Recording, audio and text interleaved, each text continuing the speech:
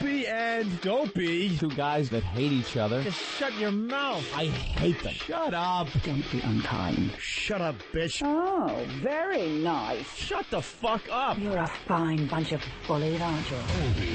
I'm Opie. I could give a fuck. I'm Jim Norton, and I'm on the radio. Shut up. The Opie and Anthony Show. It's all about fun, fun, fun. I'd love to spit in your face. I will fucking kill you. Shut up, stupid. I'm just a zilch and I know it. Who cares? We're trying to do a fucking radio I know what we're trying to do. I'm sitting here across from you. I understand that. The Opie and Anthony Show. Despicable asshats. These dummies that work for us. You guys stink. Ben looks like a tall baby. Always laughing in the wrong places. Ben, where's the coffee? You rock. Hopefully he's going through a car wash with his mouth open. And there's Steve. Steve is a piece of garbage. And you stink. You are cordially invited to a robbery rape. This is family entertainment. This show is a disaster. Opie and Anthony Show. If you have any poo, fling it now. But enough of this palaver. Let's get the show on the road. I love doing this.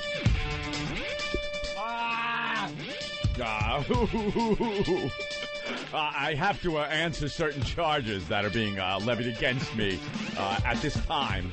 I can't just let this go unaddressed. I have been accused of crimes, misappropriation. Misappropriation.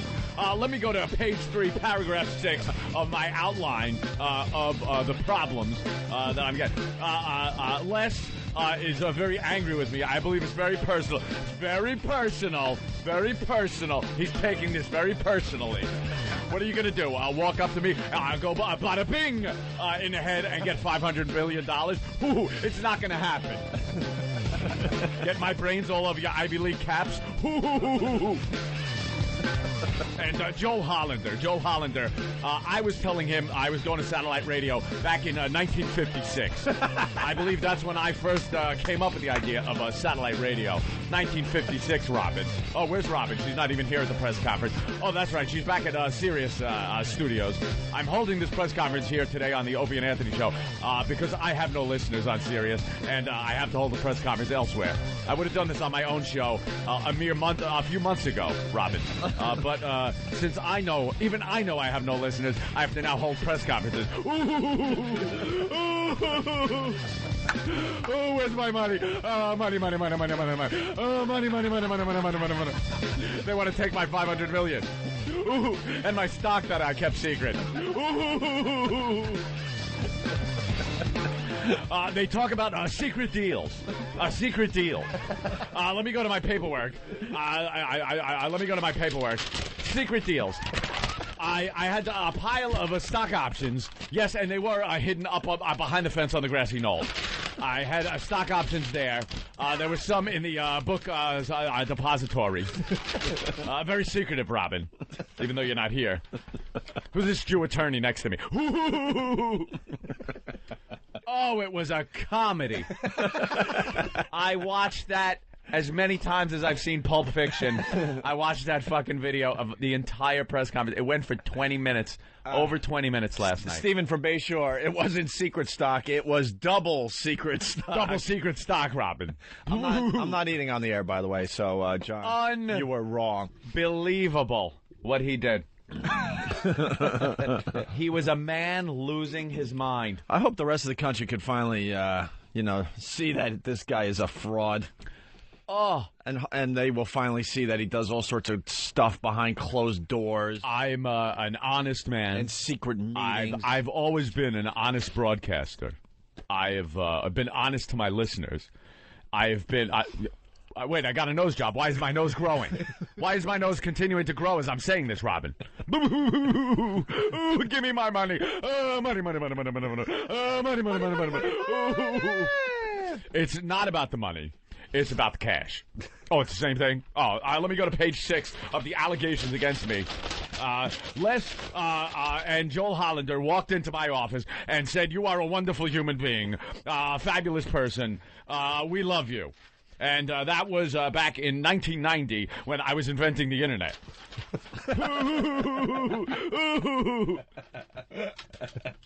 Oh, it was Lenny Bruce. Dude, it was like watching Lenny Bruce come apart at the seams. A former like brilliant innovator, losing his fucking mind. He was shaking, he was stammering, and he's going through this paperwork, shooting glances off side to side. If the fuck hadn't been such a prick to us, I would almost feel sorry for him. Almost. And he was trying to do jokes yesterday. Oh, they were bombing. He was getting car crashes left and right. I replayed the "Does Les Think He's 11" clip 800 times, which is classic. It's a classic bomb. All you hear is him deliver this joke, and you just hear... the camera's going. The fucking camera's going. You would think one cameraman would give him a little love. And then he goes and tries to fix it by making him 10. Thinking like shaving a year off of the joke is going to be funny.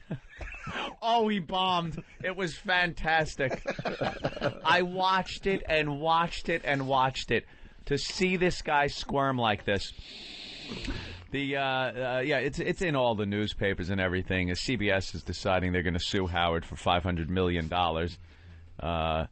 over the fact that he was promoting his upcoming Sirius radio show on CBS Radio. And that he was making secret deals behind the scenes. And, not disclosing. Like, there's all kinds of things you got to do when you make another deal between radio companies. One is disclosure. Because usually the company you're working for has the right to match an offer that you get. First right of refusal. Yeah. We had that back in the day. Yeah. So if we couldn't just leave the company without first telling them, well, this is what's going to happen. Now it's up to you to try to match this. You got to match it. And it's their right to try to match it or say, no, we're not going to match it. Go away. Because the logic being, they made you big. Right. They made you big, and they gave you a platform to be syndicated across America and all that. So they just want first right to keep you. Apparently, they're alleging, CBS, that he never disclosed this huge stock deal that went down. Also, there's some misappropriations, all kinds of... I think the SEC can get involved in this because if he had this stock deal... and you're pumping up the company that you're going to. You don't even work there yet. You know you're going there. You know that this stock deal, that you're going to get huge amounts of stock, is based directly on how many people subscribe, and you're trying to then solicit subscribers. A little iffy. The SEC isn't one of these gray area guys like the FCC, Howard. You're used to the FCC where you can, argue a point on artistic merit, things like that, the gray area. The SEC really doesn't want to fucking hear it. And you have no friends in the United States government. So I think there's a little bit of a battle here for him. And that's separate from the CBS thing, which, man, what a set of balls. If everything he was saying is true, and I don't believe a tenth of what he was saying on his press conference, the idea that Les Moonves walked in and Howard asked him, why didn't you just tell me not to talk about it? And Les turns around and says, because I knew I could sue you later. Oof! Not even lard on that fist. Not even lard to make it a little more gentle. Whammo! And you know where that comes from. CBS back in the day when Howard made this deal was completely blindsided. Yep. CBS had no clue that he was leaving for satellite radio. No one did. You know who knew? And that's why Sirius and Howard, his own staff. He even said his own staff didn't know that. Not he wasn't talking about the deal or anything. That he made the deal. He walked in one day and said, "Hey, I'm going to satellite radio." No talk. I don't know what kind of contract he had, but no one else can do that, And apparently now it's coming out that he couldn't either. And big trouble, but oof, that press conference. That's going to be a lot of fun. Oh, did I watch him just squirming. Bring it up. How many times do you have to say how honest you are? He actually comments on how many times Les Moonves said, this isn't personal, it's business. This isn't personal, it's business. This isn't personal, it's business. He said, if a guy says something that many times, it's personal. Oh, just like if you say you don't care, I don't care. I don't care. I just don't Does that care. mean that someone cares? If you say you're honest 20 times, does that mean you're dishonest? I don't care. I don't care. I don't care. I don't care. I honestly don't care. Care. Well, we got some clips from the press conference. Oh, fantastic. Listen to this. Let me tell you what's in this lawsuit that they're going to file. CBS is saying they are suing me because they claim that I entered into a secret agreement with Sirius Satellite Broadcasting. They also say that I entered in for secret compensation. They say that I misused CBS airtime to promote Sirius Satellite Radio. They claim that I misled them into thinking that I was staying at CBS. I was going to stay there. And also that I hurt CBS financially.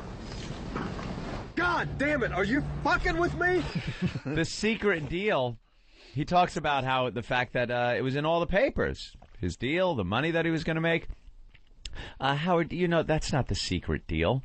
The secret deal was that stock shit. That's the biggie.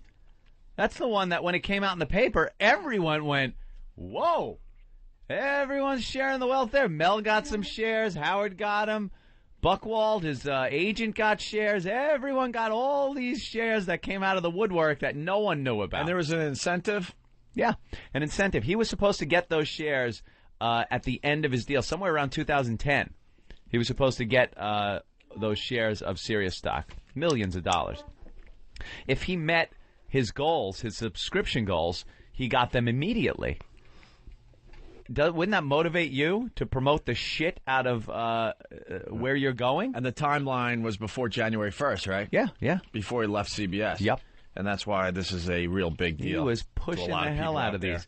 And he, boy, talk about a little bit of scrambling and panic. Before the lawsuit was even filed by CBS, Howard called a press conference. And again, if he, in the old days, just months ago, where would that press conference have taken place? Right on his show. Right on his show, because he knows that's where the people are and that's where you get the ratings. How can he now say that, oh, I got plenty of listeners. All his listeners came over. Everyone, he's talking about how badly CBS is doing, and everyone bailed out to come to satellite to listen to me. Hoo-hoo. If that's the case, why not address the people on your show? Because you know you ain't got shit for listeners. And it's already dropped way off. It peaked around the holidays, and now I've seen the graphs. I've seen them. Looked right at them. And the crossover between XM and Sirius happened where XM is now outselling Sirius again. Just happened. What are you going to peak again?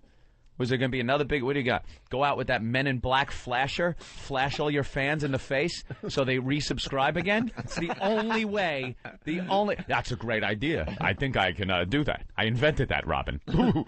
I think that's the only way you're going to get another peak like that. It just isn't going to happen. They're not coming over that quickly. Here's another clip from the press conference. I'm not a lawyer, but let me address this stuff. But I invented lawyer. Because you know what? I got to stand up for myself. All right, first they say there was a secret agreement. Well, let's talk about the secret agreement. 14 months before I was to leave Viacom, CBS, whatever they call themselves this day, I announced I was going to satellite radio. I spoke about it on the radio. Every newspaper outlet, every media outlet covered the fact that I was going to Sirius Satellite Radio. It was published in every newspaper. There was public disclosure of the entire deal, my salary, everything. Oh, sorry. And on top of that, I've been talking about the fact that I'm going to go on satellite radio for the last couple of years. For 5 years, I've been talking about it. Come on. For a couple of years, a couple of 5, 10, 20, 50 years. That's it. More Howie math. 2 years plus trouble equals 5 years.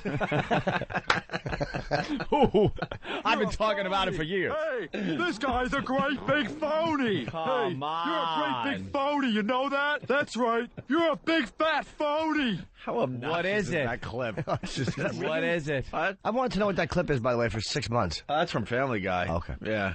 What is it, Howard? Is it 14 months?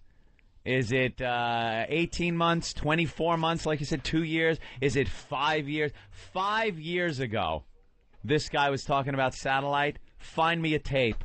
Find me one fucking tape. There wasn't one person. Excuse me, satellite radio. I don't mean to insult you, but 5 years ago, no one in broadcast radio was considering coming over to satellite unless you were a misfit or kicked out of radio. Yeah. 5 years ago, no one in broadcast radio, especially someone as successful as Howard Stern, was considering going to satellite radio. Stop it. You're lying. Is this part of your honesty? How honest you are to your listeners, Howard? Christ. But Les Moonves claims it was a secret.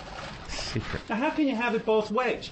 How can there be a secret agreement if everybody in the world, including his own radio stations, are broadcasting the deal?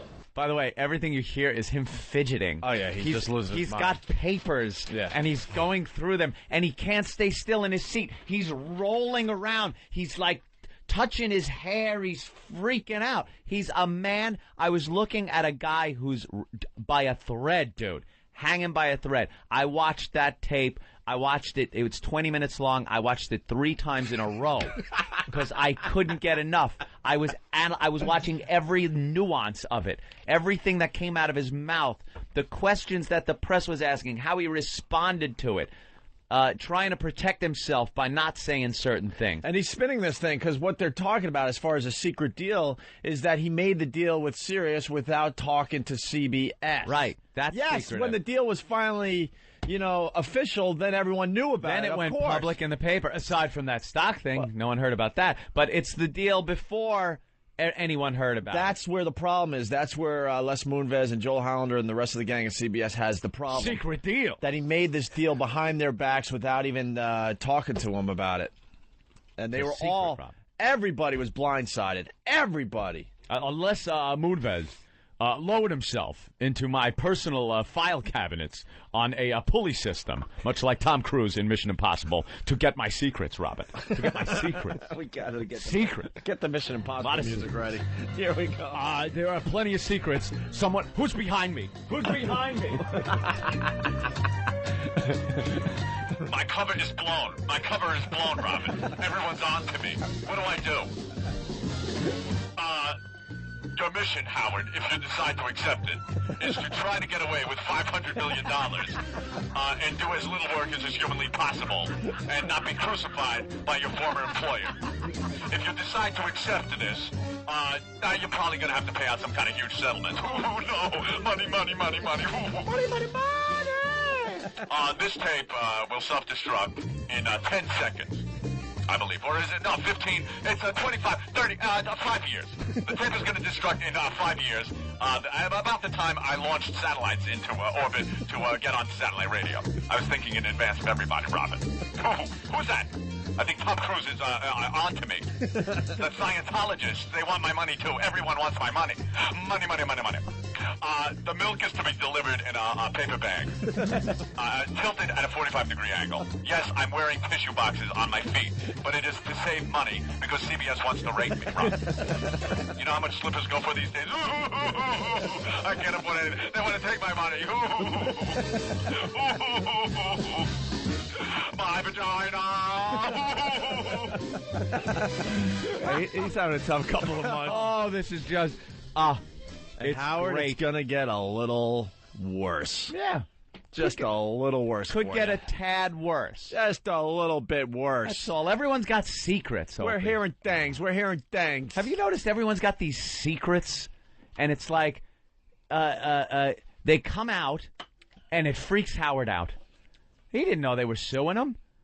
Oh, poor bastard. You know, I have an announcement to make. Oh, we have a secret, too. Ooh. We do? Yeah, what the hell? Everyone else has secrets. We have one, too. Okay, wait.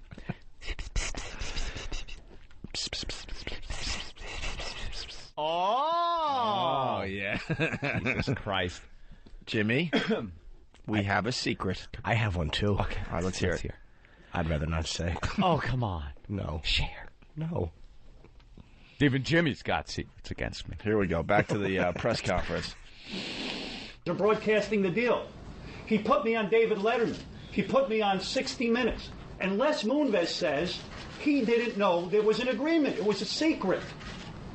How can that be? It must be that, just like everyone else, Les Moonves isn't listening to his own CBS radio stations or his own CBS television stations. Les Moonves is telling us it was a secret. Was there anyone in this room that didn't know I was going to satellite and what the deal was? You read about it every day in the paper. Yeah, after the fact. After the fact. Howard. You can't like sign the deal after you breached your contract and then go into your staff, tell them that you've signed the deal, and then tell Infinity that you signed the deal. It just doesn't work that way. Secrets, Rob. Secrets. They say I misused CBS airtime to promote Sirius satellite radio. Okay. Let's go into that. Oh. When I signed my deal with satellite radio, I went to Joel Hollander, the president of the radio division, and I said, Joel, I've signed a deal to go to satellite. How do you want to handle it? He says, I don't want you to talk about satellite radio. I said, okay, I have a point of view on this. Can I talk about it? I've always talked on the air about anything and everything that I do. When I put out a movie, when I put out a book, I talked about it. Anything self-serving. I said, it's the biggest media story of the year. Why don't I go on the radio and talk about it? Why should every other place get benefits of ratings? He said to me, I agree with you. You can talk about Sirius Satellite on the air. I want you to do me one favor. Don't mention it by name. Don't call it Sirius. I said, okay, I'm going to call it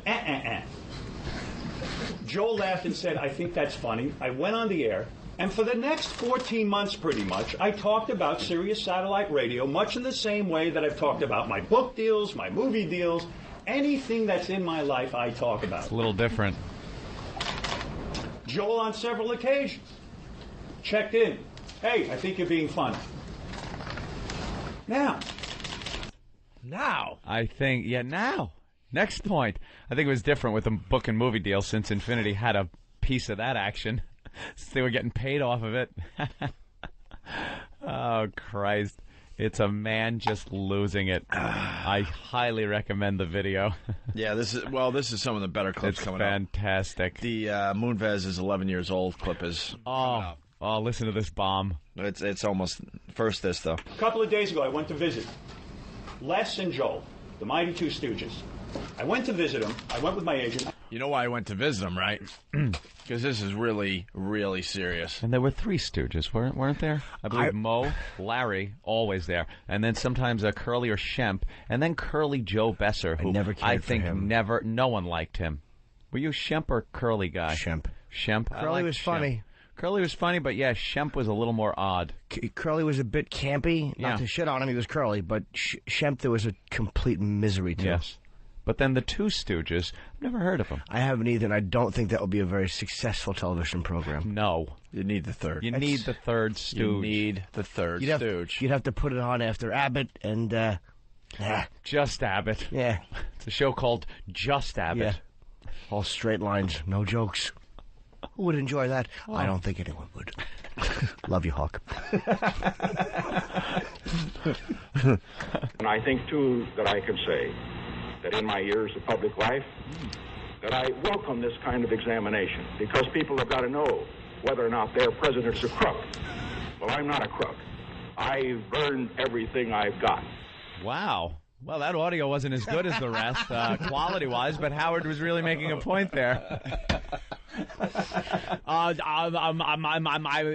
dog Checkers. Let me tell you a little story about a little dog, my dog named Checkers. Robin.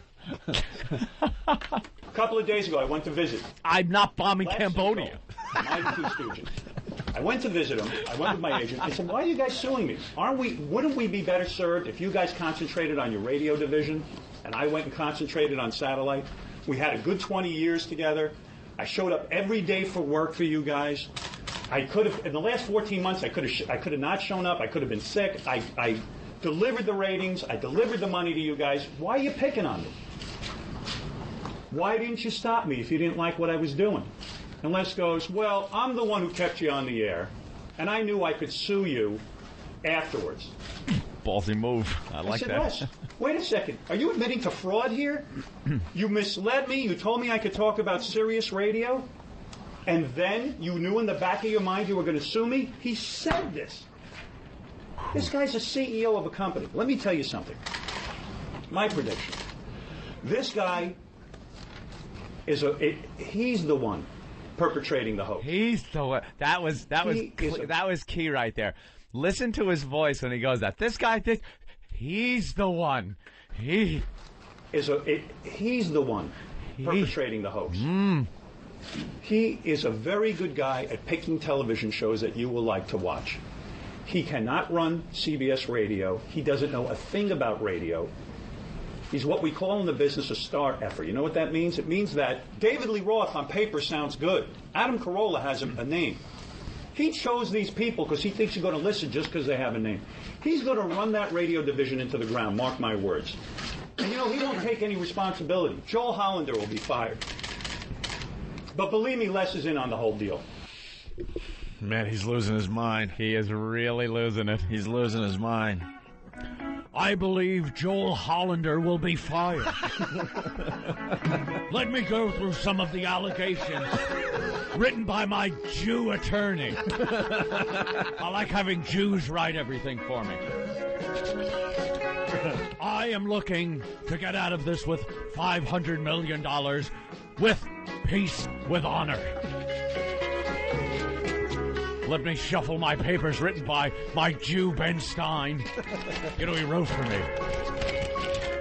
They perpetrated fraud against me.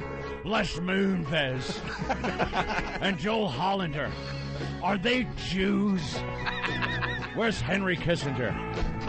As long as no Negroes are involved. Oh, Robin. I hate that fact that I have to work with a Negro.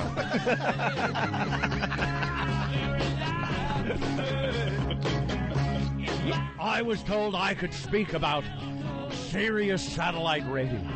I was told I could talk about my deal. I was told I could talk about massive carpet bombing of Cambodia. Wait, what doesn't fit here? All right, Robin the color. Bring me more Jews. I need more things I can read at a big table.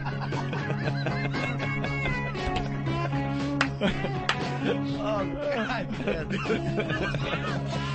They are the best speechwriters. They can babble incessantly and sound like they're making a point. Oh, Anthony going old school today. The music's inspiring. It is, isn't it? It's just a shot away. I like it. Hanging out the Huey doors, shooting gooks. Oh, losing it. Just like Tricky Dick. They say I misled them into thinking I was staying at CBS. I had been talking about going on satellite for the last 5 years. I'd had it with the FCC. I gave them 14 months' notice. I had direct conversations with Joel Hollander before I signed my deal with Satellite, months in advance, and I said, Joel, under no circumstances, under no amount of money do I want to broadcast under the FCC regulations anymore. I don't think you guys have stood up. I don't think you guys have defended us. I don't want to be involved with terrestrial radio anymore. Les Moonves, to the newspapers, made the same statement. I don't think there was anything we could have done to keep Howard Stern on terrestrial radio. He said it. It's his quote. But somehow I misled them into thinking I was staying at CBS. How can you have it both ways? Either I misled you or I didn't. Whew.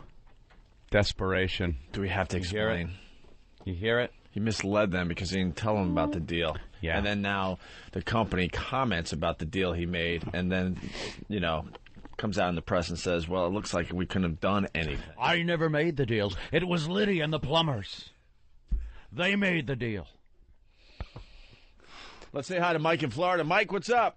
Hey, what's going on, guys? Hey, Mike. Listen, I found a clip from Howard Stern back when he was talking about you guys getting fired off WNEW. Yeah. And this is from 2002, and this is Howard saying he's done with radio. Hold on, guys. This is 4 years ago? Yeah. This is 4 years ago. Stupid? It's just so dumb. The whole business has gotten dumb. And you know what? I've moved on in my mind.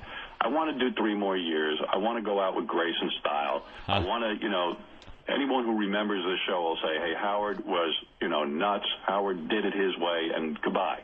That's what I want to do. want to go out with some grace. I don't want to be Amish. I don't want to get too old and be mumbling into the goddamn microphone like some kind of freak from my ranch. If I get a ranch, I won't ask the listeners to pay for it. Yeah, I'll buy my own ranch, thank you. But to all radio DJs, you know who's young? Haley Joel Osment is young, okay? You're not. None of you.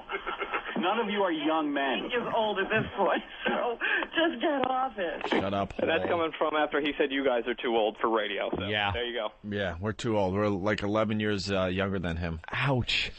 Well, He the funny thing is, listening to that is great about he wants to go out with grace and style and not babbling into a microphone. Well, he was babbling into a microphone Here's yesterday. him babbling into a microphone with no grace or style, unless that was the name of his attorney sitting next to him. But I doubt it. Let's go to Grace Nate. Bergen Stylestein, maybe. Let's go to Nate in Brooklyn. Nate. Good morning, guys. Good morning. Yeah, I heard that Baba Booey is going to be called to testify in front of the Senate, and he's going to say that there were a lot of buffers between Howard and Sirius. Yeah, buffers. Yeah, Fred, can you get me off the hook for old time's sake? For old time's sake. Take it easy, guys. Sorry, can't do it. Oh, my God. Back to the clips. This lawsuit is a personal vendetta against me to distract me and to Vendetta. distract you. The radio division is in shambles. Ad space completely sold out. I made them millions of dollars. I was a good trooper. I showed them the way to make millions of dollars in morning radio. And you made millions. If I was hurting them, why did they keep me on the air for 14 months? You got to ask yourself that. I asked Les that. Why'd you keep me on the air for 14 months? He goes, I'm the guy who decided to keep you on the air for 14 months. I said, why? If I was hurting you financially. I knew I could sue you later. Well, don't keep me on the air for 14 months and lie. These guys are going to call me all kinds of names in a lawsuit. I'm the most honest broadcaster there is. You might not like me. Some people like it, some people hate it. But I'll tell you one thing, I'm the most honest person in the world. These guys once overpaid me money, sent me too much money. I sent it back to them. I wouldn't cheat anyone out of a dime. I sent it back to him. Personal vendetta. He's losing his mind. Yo, I got a tax refund once, and I was completely entitled to it. I sent it back. I didn't want it because I'm so honest. Honest. Stop, Howard. You sent money back to him. That's terrific. They That's paid me wonderful. too much. Yeah. Great. You did something you're supposed to do. They sent me $25 million instead of $24.5 million. You know how so I this sent shit the works. $500,000 back. You know how this shit wow, works, You're a great too. guy. You're a wonderful human being. Dude, you know how this shit works. It's accountants and finance guys. He got a check. He doesn't get a check. He doesn't go to his mailbox at wherever he works, and there's an envelope stuck in with everyone else's that says Howard Stern on it, and opens up $1 billion check. It's like his accountant said, I'm looking through payments, and Infinity paid too much. Right. I'll send back a check. Howard probably never knew about it. Yeah, why is that being honest? Yeah, that's honest? Because eventually they're going to catch the air and ask for the money back anyway, so you're just You know, I never wrapping robbed a up bank, business. Opie. Right. I never robbed a bank. I'm so honest. I'm the most honest guy because I never robbed a bank. Well, here's the 11-year-old Jesus. comment. Oh, I love this one. This guy's had a long dislike for me. I'm not going to get into our long history together, but this is all it's about. You know, it's a funny thing. I'm in a meeting with Les Moonves, and I said to him, what is this? He goes, it's not personal, it's business. I believed him at first. Then he said it 10 more times during the meeting. It's not personal, it's business. Well, guess what? When a guy says it that much, it's personal. He turns to me and he goes, I can't believe I had to hear about Howard Stern leaving CBS on my birthday. I said, what are you, 11 years old?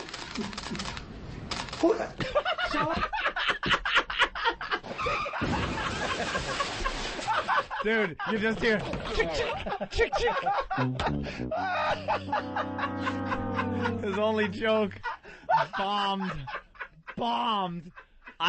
That part of the clip, I watched about 800 times. Dude, he was so confident that he was going to get the whole room laughing. Yep. He waited for the laugh. He waited. He got nothing, and then he stammered. Then he goes, Holy crap, we got to hear that again. Next Bombs and Flubs.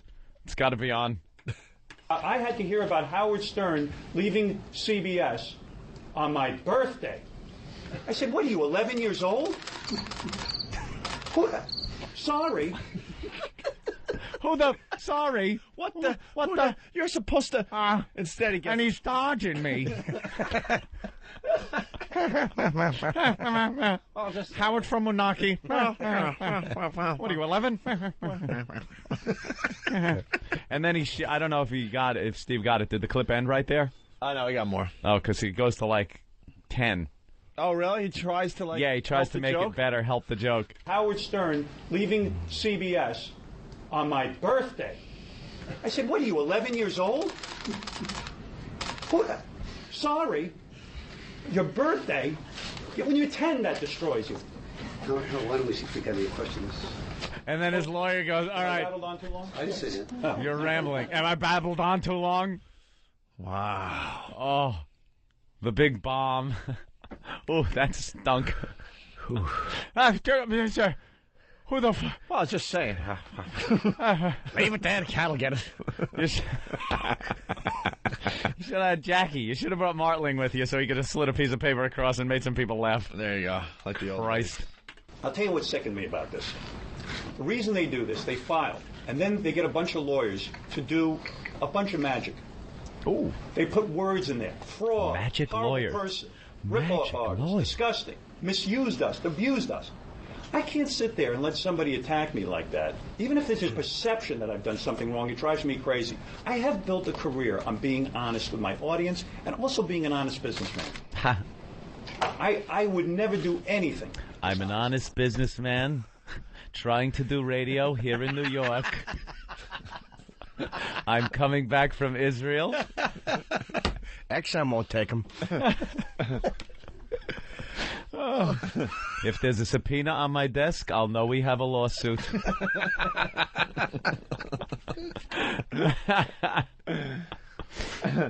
I'm trying to find a song, but that man was Jackie Martling.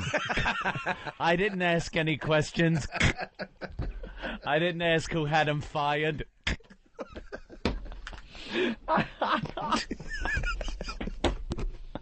Oh, shit. Oh, my God. Let's say hi to Nate in Ohio. Nate. Guys, what's up? What's up, Nate? Hey, man. Hey, about a year and a half, I've been a Sirius subscriber, right? Yeah. I've been an XM subscriber for about 3 months now. Yeah. And so, I'm not going to lie, I go between you guys and Howard, right? Yeah. Well, I start off with Howard, and we got, talking about this shit all fucking day, about how you guys screwed over by Viacom and how great it is with Sirius and all that shit. Yep. I turn to you guys are talking about Howard Stern. Yeah. That's all it is. Between the two of you guys. Nate, you're not really being honest. I'm being honest. We spend time talking about Howard, absolutely, but not a lot of time when it comes right down to it.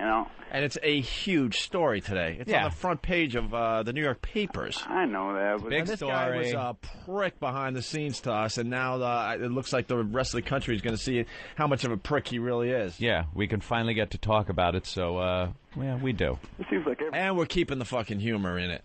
Between that and Jimmy Norton, though, it's almost getting unbearable. Well, I agree with you with the Jimmy Norton thing, but the Howard thing. Well, hey, Nate, there's no reason. There's no reason to get that nasty. All right, I'm sorry, Jimmy. It's all right. Hey, I just wanted to... Nate, it's your opinion. I respect that, but we really don't spend that much time on it. Dude, and how can you not... Dude, how can... My head hurts from laughing. It's, Anthony's on fire. He's doing Howard just and Mission Impossible. And fucking G. Gordon Liddy references and bombing Cambodia. Who else in the country is tying in Nixon and Cambodia? I'll tell you who. Rusty Humphreys. Rusty Humphreys. Rusty Humphreys, I stand corrected. I bet. He's probably doing a song parody about it. Oh, I want to hear it. Rusty. Heck yeah. Heck yeah. Hey, other than that, guys, though, I love your show. All right, other than that. Just get rid of Jimmy Norton. Yeah. Yeah, that's going to We're working on it, trust me. All right, see you. All right. He just doesn't know that yet. See, I can understand if we're just going off here. What secrets? What are you getting rid of me for? Anthony. Jimmy Norton. AIDS. I don't like secrets. Secrets are bad. What's the Steve Miller song, Magic? What's the name of that song? I know it, but I'm not telling. Because with Howard doing the whole, Magic Lawyers. Magic Lawyers. Magic Lawyers, Lieutenant Dan. I was trying to set you up, but I don't remember the name of the song. Wasn't it Magic? It was that really awful hit he had in, like, the late 80s or the Everything he did was mid-80s? awful. Yeah. ELO's got strange magic. I like the Steve Miller, though. Abracadabra. Abracadabra. Abracadabra. Ben. I'm gonna reach out and sue ya. Damn it! I had the wrong song title.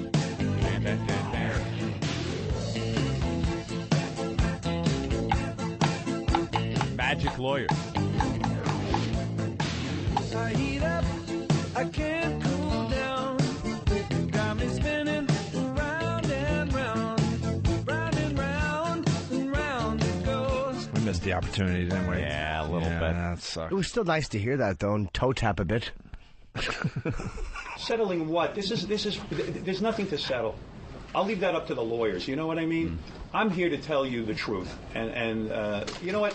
Just to get back to your question, the reason I held this today is because I really wanted you to know my side of it. I took it very hard and very personally. I'll tell you something. When I was in this meeting with Les and Joel, I got emotional. And I think they saw that as a sign of weakness. It's hard to read Les. There's so much Botox, I don't know how to read him. But I think when I started to actually get tears in my eyes because I felt like, I put 20 years in with this company. I acted honorably. I made them record profits. And now they're saying I hurt them financially. There's no way. You can't be sold out all your commercial airtime and say you were hurt financially. You can't have it both ways. Well, yeah. You can.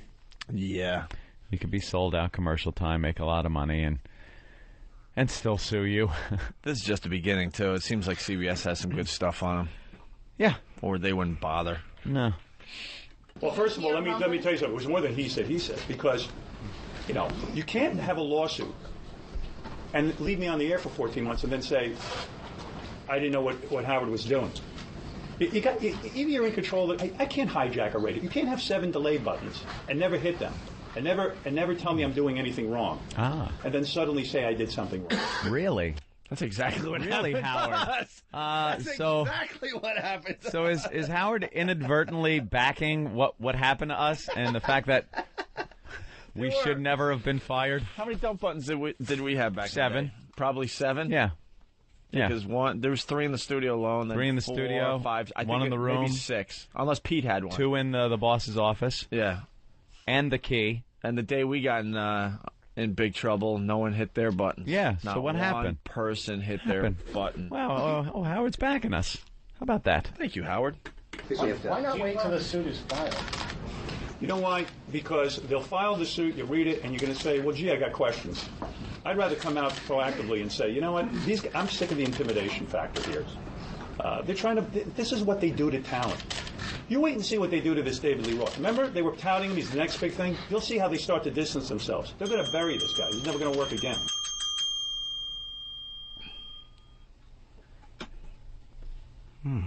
Interesting stuff. That is some interesting stuff. Ow. Don't hurt your hand. Trying not to. What are you ringing the bell today? Oh. For serious stock? God. Well, that's just the beginning.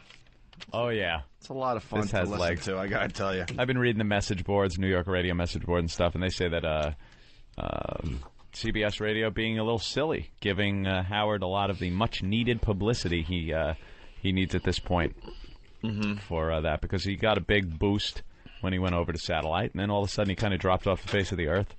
No one's been talking about him, and this kind of gives him a little publicity. $500 million is a lot of money to get sued for. Oh, yeah. It's a shitload of cash. They want every penny he's making. Let's say hi to Jaxis.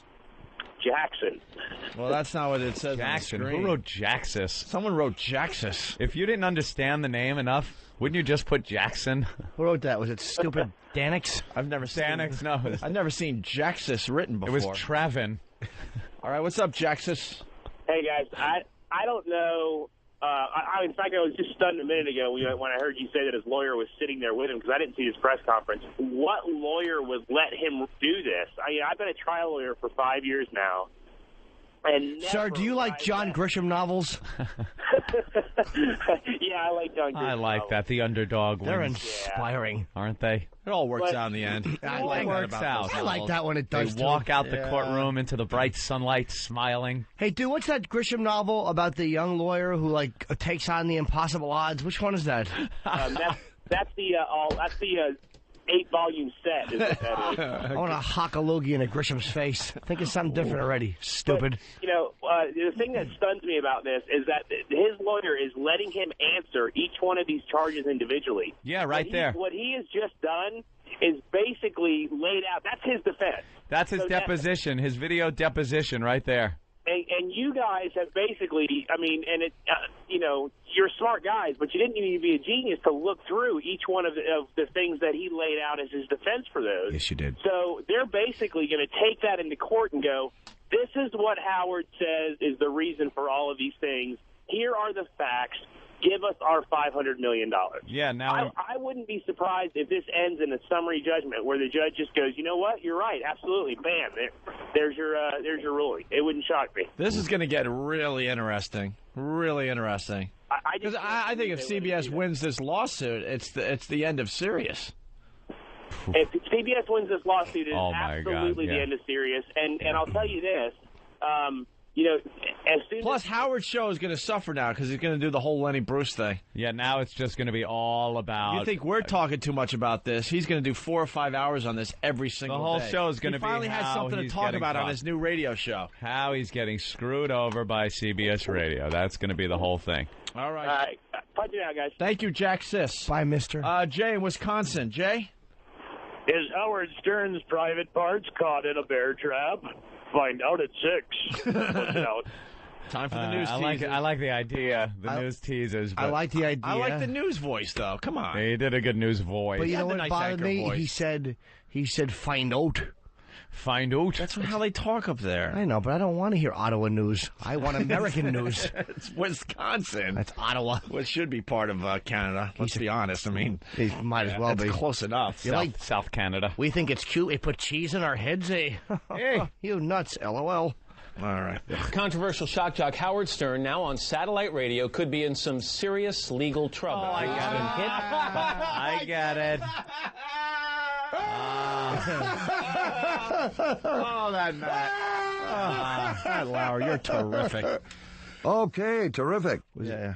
Huh? That's Matt Lauer? Of course it is. He's good. Controversial shock jock Howard Stern, now on satellite radio, could be in some serious legal trouble. He's been hit by his old bosses at CBS with a lawsuit seeking hundreds of millions of dollars in damages. But Stern says it's nothing more than a personal vendetta. Here's NBC's Ann Thompson. My mother's mad that she won't, that I won't kiss her on the lips. One observer described the separation of shock jock Howard Stern from CBS Radio as a messy divorce. Did you sleep with him right away when you met Tommy Lee? No. And it just got even messier. Late Tuesday, in a 43-page complaint, CBS sued Stern for breach of contract, fraud, unjust enrichment, and misusing airtime during his final months under contract, before he left with much fanfare for Sirius Satellite Radio, a subscription radio service similar to cable TV. I've been bullied, threatened by CBS. In what he called a preemptive strike, Stern held a news conference hours before the suit was announced. Shock and awe. I showed up every day for work for you guys.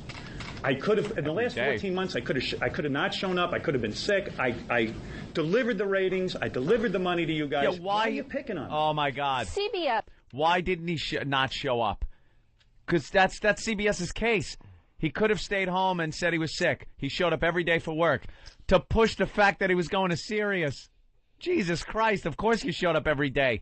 If I had $250 million worth of stock riding on it, wahoo, I'd be there too. Sign up, people, please. CBS claims Stern used its airtime to line his own pockets and build Sirius's subscriber base, essentially giving it free advertising and keeping secret a deal that allowed Stern to collect more than $200 million in Sirius stock for exceeding subscriber targets. Paul Hine is with Billboard Radio Monitor. Howard announced in October of 2004 on the air that he was leaving terrestrial radio and going to satellite, and then proceeded to do a one-year commercial for satellite radio that rubbed a lot of people the wrong way at Infinity Broadcasting, which is now CBS Radio. Stern insisted he acted honorably and honestly and blasted the lawsuit as a personal vendetta against him by CBS CEO Les Moonves. You can't have a lawsuit and leave me on the air for 14 months and then say, I didn't know what Howard was doing. Like many divorces, this one comes down to money, with CBS Radio asking for what amounts to hundreds of millions of dollars, including the value of the Sirius stock Stern received. Man, is that ugly. Oh, is that ugly. It'll get very interesting from here. Yeah. You know why I'm spending 20, 30 grand in lawyers? Could be a little more than that, Jimmy. All right, we should take a break. Right. We'll let that rest for now, unless something pops during the show today. That's fantastic. That's terrific. Trust me, though, it's going to get a lot more interesting. That's terrific. A lot more interesting. We got some things to do today, and we'll do them next.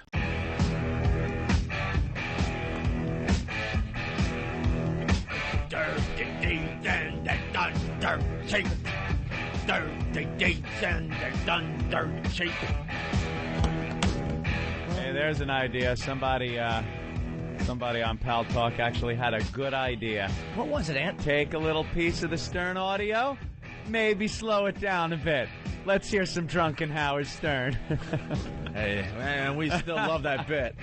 That's a very funny bit. You're checking out the Opie and Anthony program on XM Satellite Radio. It is Whip 'em Out Wednesday, by the way. It is? It's Wednesday already? I think so, right? I wasn't really keeping track of the days. It is Wednesday. It's like weeks go by, nothing really important happening on any given day. No, it's kind of like... You just kind of wait. We're in the doldrums of winter, aren't we?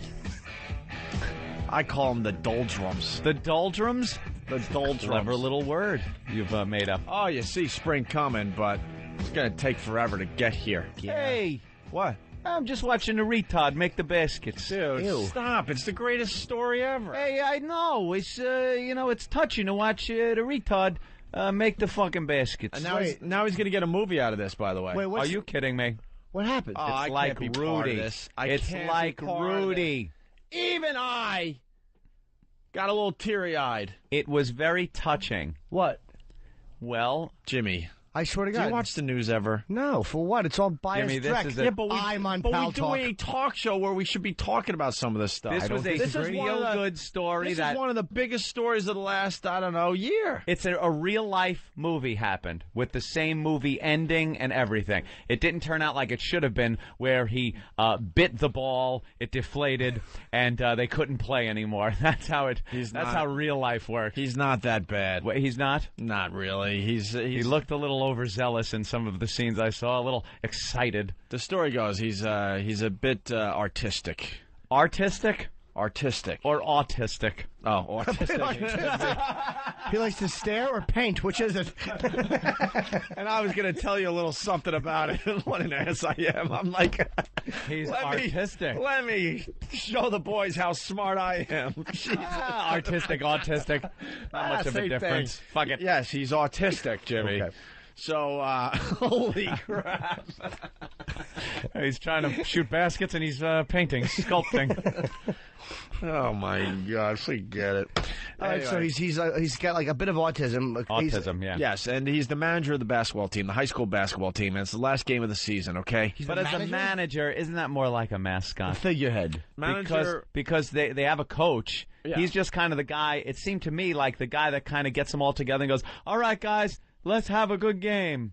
Yeah, he's kind of like, it's like saying Mr. Met. No, is the manager right. of the team. No, Only no. he's got a bigger head. And I mean the kid that plays basketball. You guys are the worst. Yes, we are. This is a story where you can... What the hell is that? That lady's... Make it go away! Oh, my God, it was on ABC News. I don't know what happened, but a woman just unsnapped her nose. Do we have audio of that? I don't know what that was. Did you guys capture that? Holy Jesus Christ. I was just looking at her, and she pulled her nose off. She had a snap-on nose that she just pulled off. That's handy. Wow. What was her problem? No nose? Yeah. Too much coke in the 80s? Yes. Oh, wow. Mr. Potato Bag. That was scary. Wow. Anyway, getting back to the autistic kid. Mm-hmm. I played a lot of basketball, too. You know, you had managers and stuff, and they would help out the coach, you know? Get the equipment. He runs, gets the equipment. Maybe keep stats. Mm-hmm. You know, make sure the water bottles are filled, all that type of thing. He's radio, kind of like radio. Right, Yeah. like radio. Dummy that hangs out with the team, and you put a uniform on it. A little bit of Rudy in there, naive little you guys kid. are missing a fine opportunity here. What? This is one of those feel-good stories. You could show the rest of the country that you have a heart. I am actually... and you're already talking about how his head's too big and stuff. He doesn't have a big head. No, he doesn't have a big head. I don't know what happened. That's why I can't be... I want to know what the feel-good All story right. is. I like to feel good. And then when the guys are, shooting their jump shots and stuff, he retrieves the balls and throws them back. He just feels important, okay? And the rest of the team actually treated him very well. So the coach decides it's the last game of the season. I'm gonna put the autistic kid in for the last 5 minutes of the game. Does anyone remember? And at first he wasn't even doing that. He just had him suit up and sit on the bench. Yeah, suit up and sit on the bench, which was an honor for the kid. Which was a complete honor for the kid, exactly. And then the coach goes, you know what? I'm gonna throw the kid in the game. So he puts him in the game, and he's not an official member of the team, but there's some loophole in the rules, so he was allowed to put the manager in the game. And the place goes bullshit. What's the loophole, though? If you have the IQ of a notebook, you're allowed to just squeeze in there? Show your heart. I would like to know what the rules are. Show your heart. There are times it's okay to show your heart on this program. If your brain has ever been mistaken for a pencil eraser. Show your heart, I beg of you today. No one will fault you on this. I just don't know what happened. All right, so they put him in. Up. They put him in a uniform that probably doesn't fit because he's 30. And he's not 30. He's the same age as everybody else out there. They're all 14-year-old freshmen. He's got a body like Steve from Foundry. Stupid. He's a small kid. He looks kind of like Travis. Yeah, he's okay. If he's Travis a was little clean-shaven and had blonde hair. All right, a hot-cocked waif. And he could probably screen calls better. So, and a little thing about like high school sports and stuff, there's always that one guy that doesn't play a lot, and they finally want to throw that kid in the game, and when he scores, the place goes nuts. It's all about giving him the ball and hoping that he can make a basket in this case, okay? So he's on the court for the last 4 or 5 minutes of the game, and he shoots his first shot, complete air ball. Complete air ball. The whole place is like, ooh, oh boy, what have we done? But they're still very hopeful. Hold on a minute. Am I alone here? Joe, Indiana. Yeah. Hey, Opie. Yeah. Oh, by the way, happy birthday, Jimmy. Bastard. Look, you left part out of your story. Yeah. The crowd was cheering his name before the coach put him in. Oh, really? What's his name? I don't know what his name is. Shut up, Anthony. Stupid. You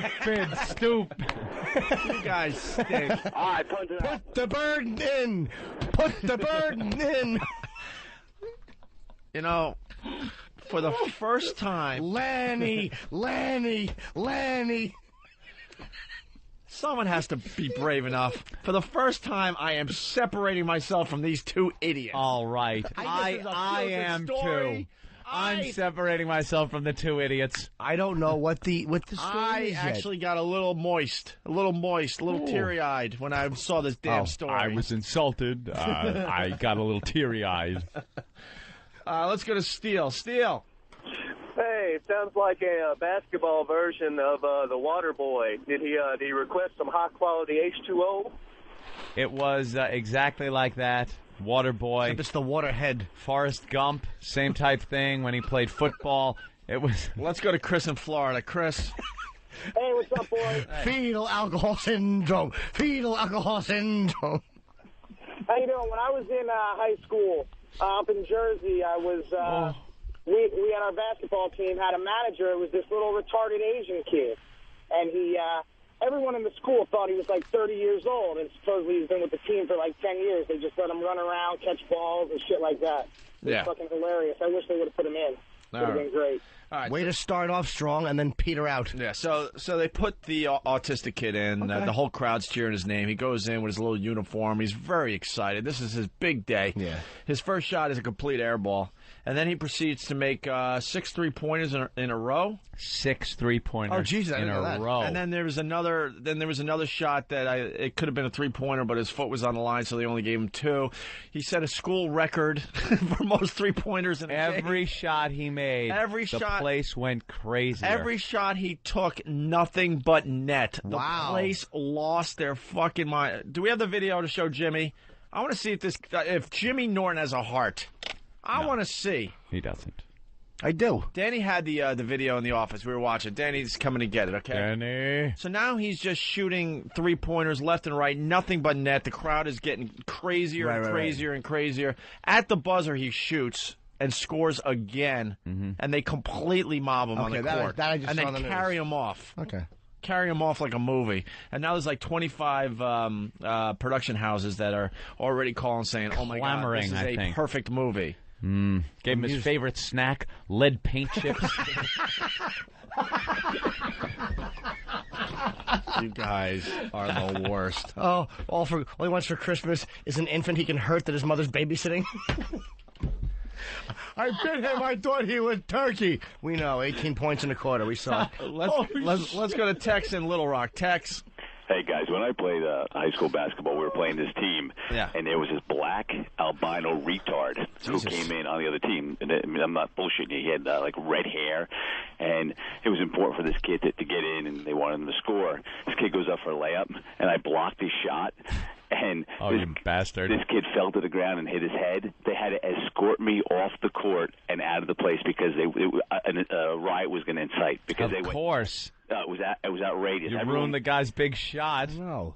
You know what? It was the only block shot of my career. I wasn't giving it up as a freebie. I swatted this kid's shit so hard he went flying. His waterhead hit the ground so hard I thought. Oh, you bastard! You gotta let him. Couldn't give the guy his moment. Right? Couldn't give the guy his one moment of glory. It was my moment. It was my only block shot. One lousy moment. Yeah, against a retard.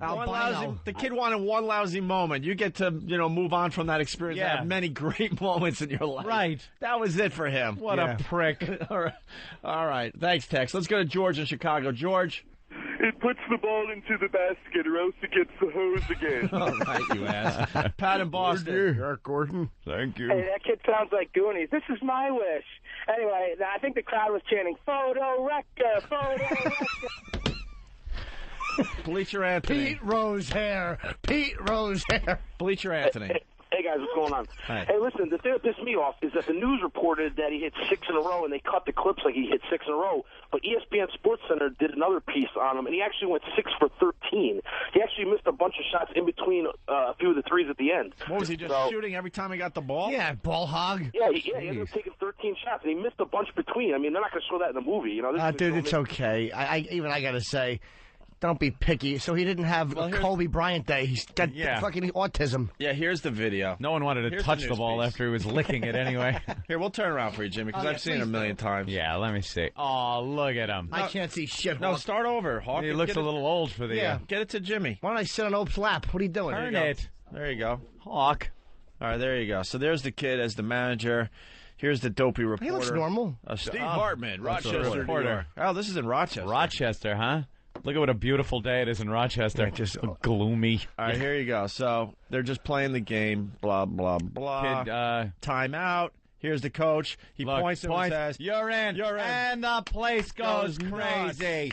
They put him in. He's got the headband on. Oh, He's yeah. got his Slick Watts headband getting on. Physical. Look, physical. The crowd's going nuts, and now here's his first shot. He takes his shot. Air ball. And it's an air ball, not even close. See, that's him right there. All right. He doesn't look that bad, Jimmy, does he? Coach Ed Harris. All right, and he missed his second shot, right? Oh, and now here we go. Here we go. From the Swish. And it's it, and the place goes wild. See the crowd just jumping up and down, losing their minds because he scored. That's all they wanted from the kid. And boom goes the dynamite. That's all they wanted from the kid was for him to score his basket, which he did. But he stayed in the game and watch this. Swish. Jesus. Place goes nuts. Swish. Place goes nuts. They're jumping up and down. And they look like Swish. They're going nuts.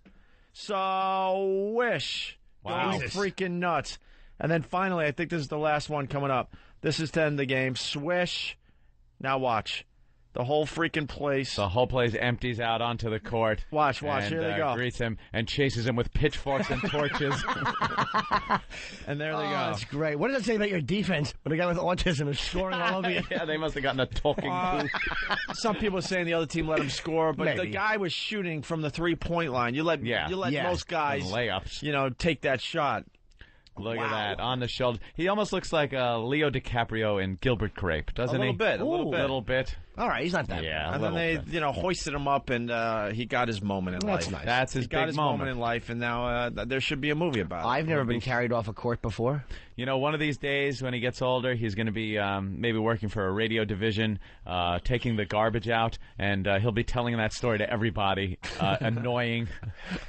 I take out the garbage. I was a kid. I made a lot of baskets. Let's go to Pinchy. Pinchy. Hey, I heard his favorite band is Syndrome of a Down. Elmo in Rochester, New York. What's up, Elmo? Didn't have Down syndrome. Hey. First of all, you guys rock. Hey, Opie, I'm going to defend you. This is a story that needs to be broadcast, and Anthony and Little Jimmy, you guys got to give it a break. Just like yesterday, you let Mila, take over the show and do a good show and be nice to her. Be nice to this kid, please. If he was in here, I'd be nice. No, you wouldn't. No, I'm being nice. I think it's fantastic. I watched it, and I thought it was one of those great moments. I got to be honest, it's very easy to goof on, but I was touched by the goddamn thing. And then you were touching other people, and it's just inappropriate. What's so wrong about telling people that you were touched by something? I only learned this lesson like 2 weeks ago. And it's some brand new emotion for Opie. I learned this new emotion where you can actually have feelings for something. Like all of a sudden you look and go, well, there's something I'm feeling, but I don't quite understand it. If you're gambling on chromosomes, take Rochester and the under. Yeah, I was like, what is this strange feeling? This strange feeling? This is a little odd. Not understanding this. It should be a laugh, and yet... Am I actually human? It should be a laugh. Jeremy in Jersey, what's up? Good morning, shit dicks. Hey, after seeing that news clip when Lindsay asked you what was wrong, did you say, I'm absolutely crying? I'm absolutely crying over here. It's an amazing day in basketball. I'll watch it out. All right, very good. It was just a touching little story. Yeah. And everyone's talking about it in the country, so. When did it happen? 1967. I guess about a week ago. Oh, okay. When it first came out, we didn't really touch the story, and now it's everybody's talking about it. Everybody's checking out the clip. Yankees! What? Jeez. He's got a huge Yankee jersey on. To match his skull. That intern has a massive head. Mike in New Hampshire. Mike. Mikey. Yeah, put the ball in the basket. Yeah, put the ball in the basket. Then the lotion on the skin. Fuck Jimmy. Fuck Anthony. Yeah. Put the lotion. Put the ball in the basket. Put the ball in the basket. Yeah. 3-pointer. Yeah. Card brush. Yeah. That didn't go anywhere, did it now? Massive head. Mike in New Hampshire. Mike. Idea was there. But the whole Rain Man thing. But we could grade on a curve. Yeah. Not with that one, you can't. That's a spiral into the cement. We're going to talk about this after it's recorded, and maybe tomorrow. But Tyra, I can't undercover wait. Striptease. I'm obsessed with Tyra Banks because she's such a fucking phony. They made her up now like a stripper. Yeah, she wants to see what it's like to be a stripper. So they disguised her and made her look blacker or something. I don't know. That's what I just got. I got a picture of her, a look on TV, and they blackened her up a lot more. Oh, wow. And then got her on stage. Does she show some tit? Yeah, right. Hey, and they blackened her up a lot more. Hey, that's us. That's us. That's us. They go into debt. They're in such debt because of it. And what was interesting is some of the guys told me that they go to the strippers and then they come home and then they're intimate with their wives. But in their head, they're thinking that it's the stripper. So that freaked me out. What are you going to say to women about how they should feel Holy about shit. this based on what you saw in the club? Guys do that? Well, they you know actually what? fantasize? It's very disheartening for me. Because they do say that it is a fantasy and that, a lot of them were saying, yeah, we cut it off when we come home, but some of them say that they don't. So there's no big solution for women. Excuse me, lost my thing. There's no big solution for women when it comes to these clubs. It's just like, this is what he's doing. You should know what he's doing. The club that I was in, pretty much, they follow the laws, but a lot of these guys said that other clubs that they go to, they've had sex in the club. Oh, wow. Stop it. Are you kidding? Like, oh my Tyra's tearing this thing open. We all know that. Strippers Well, are I know racy your and show saucy. is coming up later today. Tyra Banks' show, Yes. Why Do Men Go to Strip Clubs? It's also going to take a look Why at what do it's men like go be to on strip stage. clubs? Very And I different want to from do the being a follow-up Victoria's show. Secret model. Why do wives become fat cunts? Very different. Very Okay, different. thanks again for getting... God, Tyra has never had to live a normal day. Dude, she in said her entire life. Like, she was freaked out by men having sex and thinking about other women. Why do you think she's famous? Guys, what do you think you're famous You don't think for? they fantasized about you as they go home to maybe a heifer and I try to stick it in and think about Tyra? she's so delusional, dude. Tyra Banks is another show I watch to be pissed off. She has no clue what the real world is It's all about about. herself. She's got a tremendous ego. Mm-hmm. And tits. And she'll have these people on that are just disasters, and somehow instead of the show being about the disaster in front of her, she'll spin it around so how it affects her personally. Yeah. Everything affects her personally. It's unbelievable. Yeah, I've seen her do that. At least Ellen and Rosie and Oprah, I mean, did not make it because of looks. I'll say that much. None of them made it just because they were hot. I mean, they all had something behind. Had to have a what they're little doing. something. Yeah, But Tyra's been pampered her entire life that she has no idea what's going on in the real world. She just proved it with some of those sound bites. It's all about her. When she gets up on stage, I think How do you at the go end of through her life show. and learn only recently, because I think she's got to be pushing 30 now? Yeah. And just realize that guys actually have had sex in strip clubs. In strip clubs. No one's You're told her just that. learning that now? She got no clue. She was so surprised at that. And I didn't And know. that guys fantasize, that guys actually have sex and might have a little fantasy happen in the middle of sex sometimes. Unbelievable. It's kind of like when they're watching Tyra's show, they fantasize they're watching another one. Or somebody who knows how to be a host. Good show. And women fantasize as well. It works both ways. Go to You're one of just the male learning strip that shows. people actually fantasize? Yeah. She's not a clue. Must have had a nice life there, Tyra, so far. Huh? Of course she has. That's why she when she gets on and starts talking about issues, it's from the side of a woman that has never had to live a normal life. Stupid black woman with dyed blonde hair. Stop it. That's natural. Let's go, Jim in Chicago. Jim? It wasn't Hey, what's going on, guys? Hey, Jim. Hey, I want to know if Nike's going to sponsor their extra-large stretch headbands for the autistic kids. He didn't have a big head. Oh, my He God. did. It's very touching. It was a white belt. Somebody wrote Nike on it, stuck it on his head. Jeff in North Carolina. Jeff. My head has a buckle. We know. Opie, you just trying to be nice today because you had a hater call yesterday. That's all that is. Yeah, that's it, I guess. That's out. All right, thank you. Speaking of, I don't know what, but... Here's Mr. Yankee again. Yeah, that's an awful big jersey. It just some people can wear Yankee jerseys and you don't notice it. You don't even notice it. It's just a jersey someone's wearing. Yours yells, Yankees! Because it's so big. There's so many pinstripes. Do you have short arms? Is that what it is? Wait, you really do? Where do people's arms come down to? Hold on. Wait, you really do have short arms? I couldn't tell. Dude, your fingertip. All right, hold on. Let's all get up and your middle. mock him. Your middle finger. Your middle finger is supposed to come down to mid thigh. Okay. All right, Jimmy's are a little short too. Yeah, Jimmy, you got short arms. Just a little though. No, not the proportion. But yours are at your hips. I'm sorry I pointed that out. I was going for the joke. I'm sure he hasn't thought about it or been Yeah, no, self-conscious. he's never been self-conscious. He doesn't wear extra large just to cover it up. How is it awful having to squat to get Tic Tacs out of your pocket? It's not too bad. Wait, but that's what I'm getting at. I thought it was the extra large jersey. No. We're making your arms short. So you have short arms, and now you're making it look even shorter. 'cause you got now he's rubbing them together all nervous. In the front where they look normal. Go chase Jeff Goldblum in a Jeep. I got stubby thumbs, so it's okay. See, Yeah. we all have problems. Yeah, way to make him feel part of.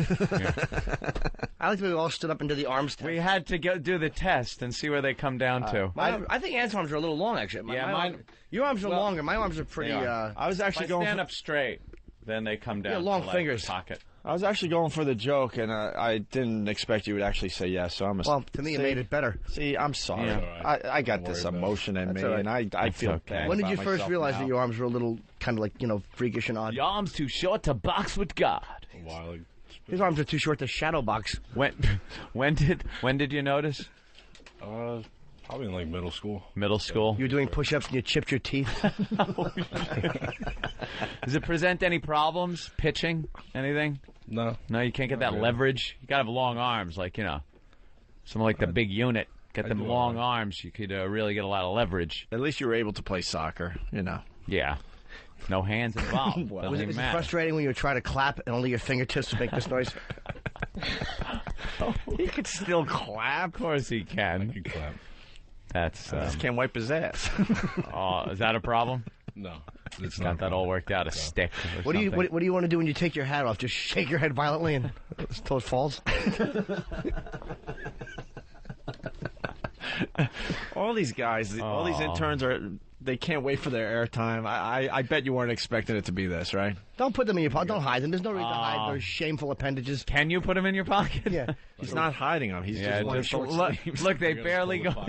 He's got to pull. He's gonna squat down a little bit. Squat in the pocket. Stand up out of the pocket. Oh wow, that's something. Any doctor ever said anything? Pediatrician never said, "Hey, got some short arms there." No. No, just the friends. Friends, they goof on it like Voss's little hands Pretty get much. goofed on. But it's weird because it's They like like to put you're not that- really sure if they're short or not. But they are. But then you look at them and they're like, yeah, they're short. Yeah, always putting them together again. Yeah, He's getting all He doesn't nervous. want them to hang. That's what he does when he talks to a pretty girl. He'll probably stand there and kind of like just rub them together in front because it's it's more of a safe Yeah. gesture. I understand. Is that rough? If you're kissing a girl in bed and you try to diddle her, does it just go like to her belly button? No, you don't have a problem there, reaching down. Is it awful? Like, have you ever just watched people hug and see their hands touching the back and go, oh, that must be nice and close. That must feel good. All right, leave him alone. I'm feeling bad. You ever make 6 3-pointers in a row? Not 6, no. Okay. I'm feeling really bad. All right. No, I was just commenting. I didn't bring up the arms. I brought up the large Yankee jersey. When I brought up the skull, you brought up the arms. Yeah. What's your name? Maybe you shouldn't say it. What? Tom. Tom. All right, Tom. So you're interning. You go to college? Yeah. Cool. Where you go? Iona College. Oh, which one? New Rochelle. Uh-huh. All right. Cool. You want to be a broadcaster? Yeah. Yeah. That's my goal. You'd have to have someone push all the buttons if the sport's too far from you. You got very mellow I delivery. just get one of those little sticks. There you go. Is it awful to drive and have your nose touch the windshield? All right, let Tom go. All right. I've been called working for T-Rex free. before. Yeah, T-Rex. My friends like to put their arms in their sleeves and hold them over. Friends are real bastards, aren't they? Yeah, they are. When I get back in there for their flaws. All right. I can't handle this today. Will you leave? All right, Tom. There see you soon. go. Use your foot to open the door. You're making me sad today. Everything is sad today. For me, lead paint chips. Way to point out the one thing that he's been trying to hide with longer clothes. Wow, way to drag it out in 4 seconds. Holy shit. Hi, how are you? Good, your arms are short. All right. Way to point it out in front of 2 nations. The entire northern hemisphere. You couldn't mention that in the office? I really thought because it was a giant jersey, it was making his arms short. His arms look short, Yes. but his arms are indeed But short. I'm telling you, if he wore a regular shirt, I don't think they would look as short. Oh, yes, they would. No, they kind of hang No, because down. he's got one of those oversized jerseys where it looks like a short sleeve, but the short sleeve goes way down. Yeah. So it looks like his arms are shorter, I'm telling you. Let's do an experiment. Get him a regular shirt. How about go put a T-shirt on him now? And just tell him to come in. But tell him he can only prance in if he's wearing a top hat and spinning and throwing confetti to circus music. Yeah, da da da da da da. Let's go to lead paint chips. Lead paint chips. LBC, everybody. What's up? What's up, man? Speaking of Tyra Banks, I tied up a banker last night. Not much of an impression, but a good delivery. All right, you reminded me that I should keep that going, I guess. Hey, remember yesterday? Not at all. We were talking about the top talkers in America. Yes. Yeah. Are we going to have Michael Harrison on today? They open at 9, I think. Or is it Michael Harris? Now I'm confused. Michael again. Harrison, I believe. Harrison from Talkers Talkers Magazine. Right. There's an email address from him, too, so maybe one of our fans knows him. Well, he had the top 100 talkers in America, and we did not make the list. We didn't make it, and a lot of people, I guess, if they didn't make it, it would sound like sour grapes complaining about it. But honestly, stepping back outside of us and looking in, I really think we should have been on that list. And that's why you said yesterday, like, people who don't like the show are, like, reveling in it, but they're really not, because people, it's like, all right, everybody knows what happened unless you're a complete dope or completely dishonest radio guy, which I guess most of them are. I guess I've been honest my whole career. I've been honest to my listeners. Look, you guys are hated. When I say you guys, I should say myself, too. Well, because I'm a part of You're that. dragged into this whole I know, thing. but you think, gee, really? When I do commercial radio all over the country, you think I don't notice the uncomfortable looks? How are those guys? But everywhere I've gone, every person in radio that I've met knows you guys, knows who you are, wanted to know what was going on. Believe me, there was not one radio station I went to, black station I did in San Francisco. It didn't matter. Yeah. Across the board, if they were in the business, they knew what your situation was. So Right. It's like, come on, stop. Well, I guess you want to be either in the top 10, right, of the list, Yeah. or not on the list at all. Right. But, I mean, when you see, like, some chick that does, like, tech talk for a small station in the middle of nowhere. Yeah, stop. She makes the list, but we don't. It's like, come on, what are you doing? So we're hoping Michael Harrison comes on the air, and he's at least honest with us and tells us what it was all Just be about. honest. Tell us why we didn't make it. What in their criteria did we miss? Right. Because that we had a kept really us- good year. It was for the year 2005. We were Yeah. on the radio the entire year. We weren't in exile. None of that shit. Building an audience. Building an audience. We got national headlines for coming to satellite radio. Entertaining people. We almost got fired a couple of times. We made the news. Right. Our assault on the media thing. Had a couple of things blow up in our face. And we're here working hard on a daily basis. Do you understand? Everybody in radio hates you. Hates us. I know. Hates you. All right, Tom's coming back in with a regular shirt. Oh, goody. Now I see there's lots of problems. Well, let's see. You now understand. No, man, I'm telling you. Now they don't look short. Yes, they do, but maybe let me see. They're not as short. You're kind of bent at the elbow. Can you? They don't straighten out very well. Yeah, there's something going on there. Wait, what's the little tattoo you got? There's a midget gene there somewhere. Holy crap, dude! You were this close to becoming a midget. You're a tall You boy, might right? have been. You know might that. have been How many close times to have you being a thought midget. that? You were like this close. But someone was I on thought your that. side upstairs and said, let him go. Pull him out of that midget thing. Yeah, no, I never really thought it. I mean, I got the short arm. Any leg issues? Be I honest. got a longer torso than I do. No, where you're legs. short. Legs. See, that's a midget thing. He's kinda. short from his elbow to his shoulder. From his elbow down, you're Yeah, fine. a little bit. Let's see where the elbow is. We see. Wow, it's way Yeah, up there. okay, it's up there. It doesn't Wow. bend out all the way. It doesn't bend out, so you're kind of like always bent a little bit, Yeah. which You know adds what? to the Did you ever shortness. knock yourself out doing curls? I came close, but never all the way. It's not bad at all. I think when you're wearing the oversized jerseys, it makes it look worse. What happened was, Tom is very lucky, and I say this with love because you're basically Here's what was happening: God was creating a dwarf. A dwarf, and yeah. he was throwing that last splash of DNA in, and the phone rang. He went, "Hello, push this one on. Yeah, Yeah. no, I'll be there tomorrow." Yeah. And you skated right. Yeah, you kind of went down the assembly line. They missed you. All of a sudden, he heard that Muhammad was talking bad about him on his radio show, and got distracted. Got and distracted, went off on a tangent. and and you got to leave. And the moment passed. Yeah. I just need you to do one thing. Do you have a green wig? I would like you to say "doopa-dee-doo." You know what? This is radio. People out there are going to think that we're looking at a real freak here. No. He's not bad. He's fine. But he was close. You were close, though, dude. He's fine. His arms. Because are how tall are perpetually you? Because bent. now people are picturing like you're 5'3" or something. No, I'm 6 foot. He's 6 foot Are you tall. 6 foot? You're taller than me. Yes. Wow. Wait, go next to Jimmy. Hold on a minute.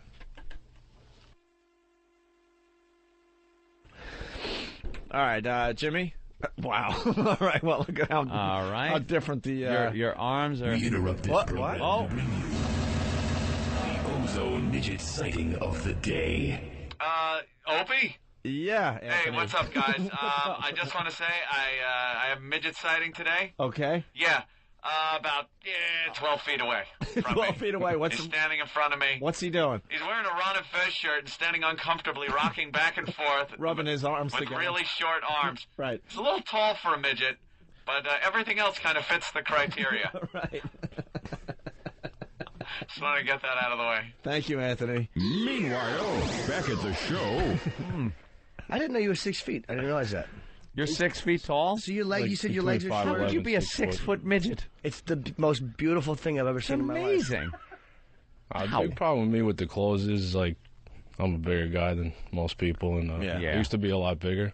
Right. I lost about 70 pounds in, like, the last that made your arms months. look longer. Hey, there you go. It's not that. It's just, like, my clothes, like, I guess my shoulders aren't as broad. So, like, the shoulders are meant to be out more. So now, like, since I have narrower shoulders, the sleeves drag down, like, hang down a little bit lower. Yeah. Aw. So what happens? You have like a tattoo I see on your wrist. On your left wrist, there's like a very light tattoo. What is it? It's Irish clatter. What is it like? Is it like a tattoo of like was it like weights? No, it's an Irish symbol. It's an Irish symbol, the clatter. It's two hands holding together a heart with a crown on top. The hands are a symbol for friendship. The heart is a symbol for love, and the crown for loyalty. Okay, good. That's wonderful. Fucking very known in the Irish. He's a gang member. He's a fucking tall. A lot of people get it as a ring. Yeah, ring, clatter ring. Well, tattoo. A lot of young lovers exchange. Celtic cross on my arm. Oh, you got one of those too? Yeah. He's one of the Westies. He's a fucking gang member. Yeah. What are we doing? that's Messing nice. with this guy. Yeah, he's Thank tattooed. you, He's got Tom. the secret code. I think your arms are just fine. I don't need any Hey, problems. Fucking, hey, Tommy Tiny Arms is on his way to fucking see you. All right. And where are you from? Yonkers, New York. Yonkers. All right, let's go to Ben in All right, man. Savannah. Ben. Hey, yeah, what's going on? Hey. Hey, I mean, I know you guys got to be pretty distraught that you're not on the list. It's got to be pretty hard for you to wrap your arms around it. Oh boy, you know, why would you want to make those kind of jokes? Thank you, Ben. All right, Tom. Congratulations. I bet you like the Navy, the Marines, the Air Force, but you hate the Army. Just a constant reminder, right? There you go. All right. All right. Don't you wish you were in an arms race? Sometimes. You rock. Get the door for him. Open the door for old crocodile limbs.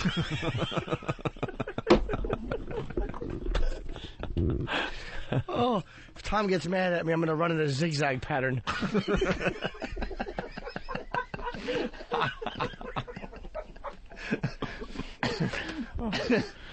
You know, a little-known fact about him, he has 10 times the energy to close his jaws than he does to open them, so you could actually hold them shut with your thumb and forefinger.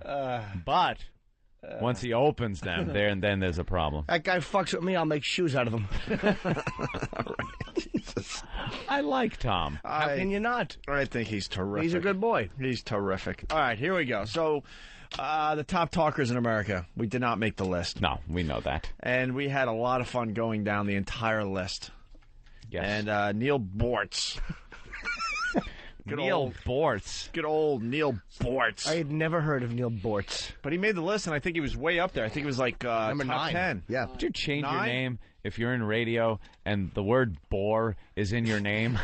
Well, you got to listen to him. He is a bore. But you have to change it to something a little catchier than Neil Bortz. Neil Bortz. Oh.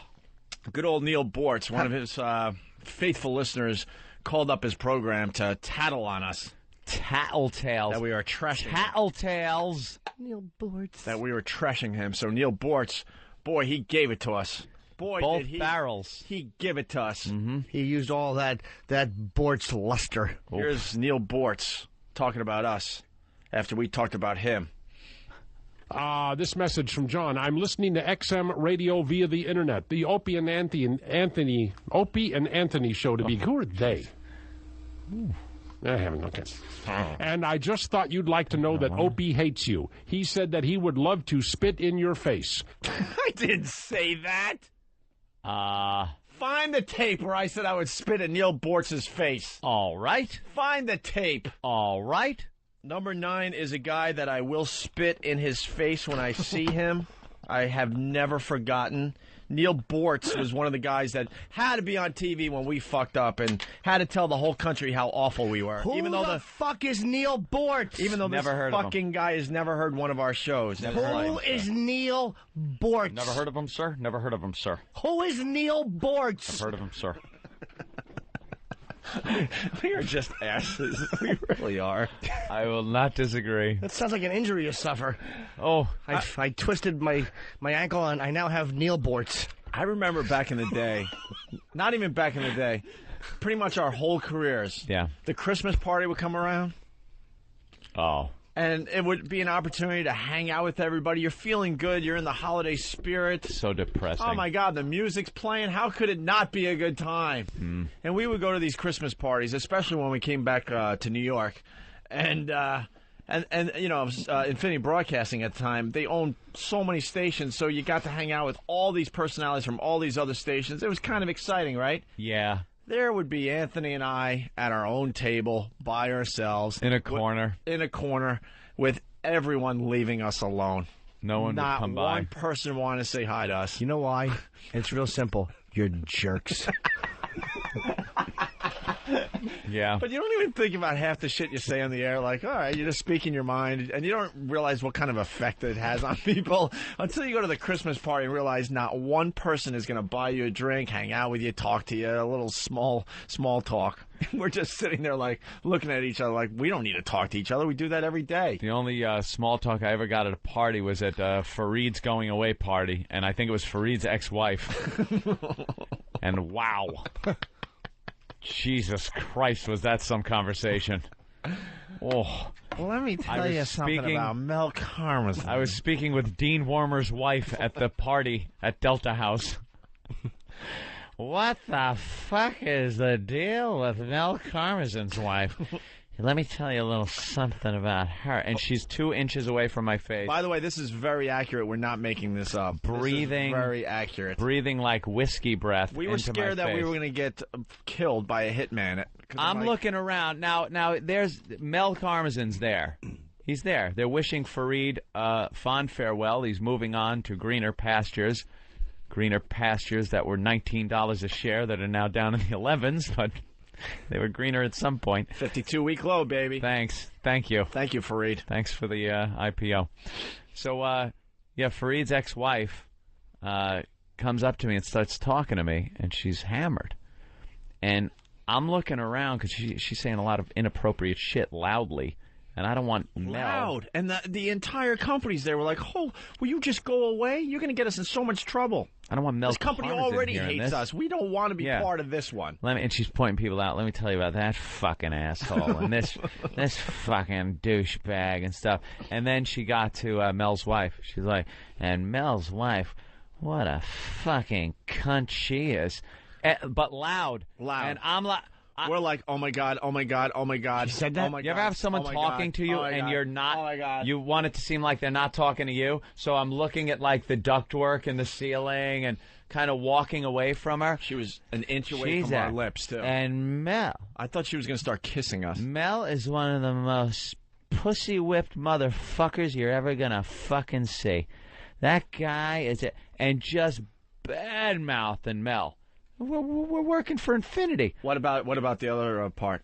If Mel Karmazin had balls, he would have fired Howard Stern. Yeah. And he would have taken Fareed's side. You know something? When Howard is going off on Fareed, calling him a fucking terrorist, Mel should have fucking fired him, but he's got no balls. He's pussy whipped and his wife's a fucking cunt. And I'm standing there going, hamna, hamna, hamna, but that's Mr. Marshall. Hamna, hamna, hamna, hamna. It was awful, and she wouldn't leave. I kept, like, kind of going away from her, and she kept getting closer. Yeah. Anthony, let me tell you, arm around you. Yeah. Like, she put her arm around me and pulls me close. Let me tell you a little secret about this motherfucker over here. Here's another one. And look at that guy right there. a fucking faggot. He's a fucking cock-smoking faggot. And we're like, we just wanted to come by. And I'm like, I want to wish Fareed goodbye and just get a drink and get the fuck out of here. And this woman is on the verge of ending my career. Right. Guilt by association, man. I was horrified. When we finally got out of there, though, me and Opie were walking down the street just laughing our balls up, doing nothing but an impression of her the entire walk back. We were just imitating her. All the way up Broadway. Let me tell you something about that fucking dyke. Everyone was a faggot, a dyke, pussy whipped, a cunt. It was unbelievable. Oh, it was fantastic when it was over. During it, though, horror. And here's how I should have known that you two were not loved there. I introduced myself to Mel. It was the only time I've ever met Mel. Well, you were at that party? Yes, I was. And I don't remember. Oh, yeah, that's fine. I said hi. I introduced. He was Mel. He was bussing tables. Remember? No. Ouch. Ow. Ouch. That was hurtful. That was hurtful. I was a professional. And I said hi. I'm Jim Norton. I'm on the Opie and Anthony show. And he goes, "Oh, tell him I said hi." Yeah, that's what he said about Opie and Anthony. Tell him I said hi. He was all business. Mm-hmm. He didn't like us, but he knew we were pretty powerful. I suspect his tan is not real. He didn't really like us. Let me tell you about that fucking tan on him. That's probably shit from Brown Nosing his fucking wife. We were just like, I was horrified. We were like, please make it go away. I know. I wanted to shut my eyes and just.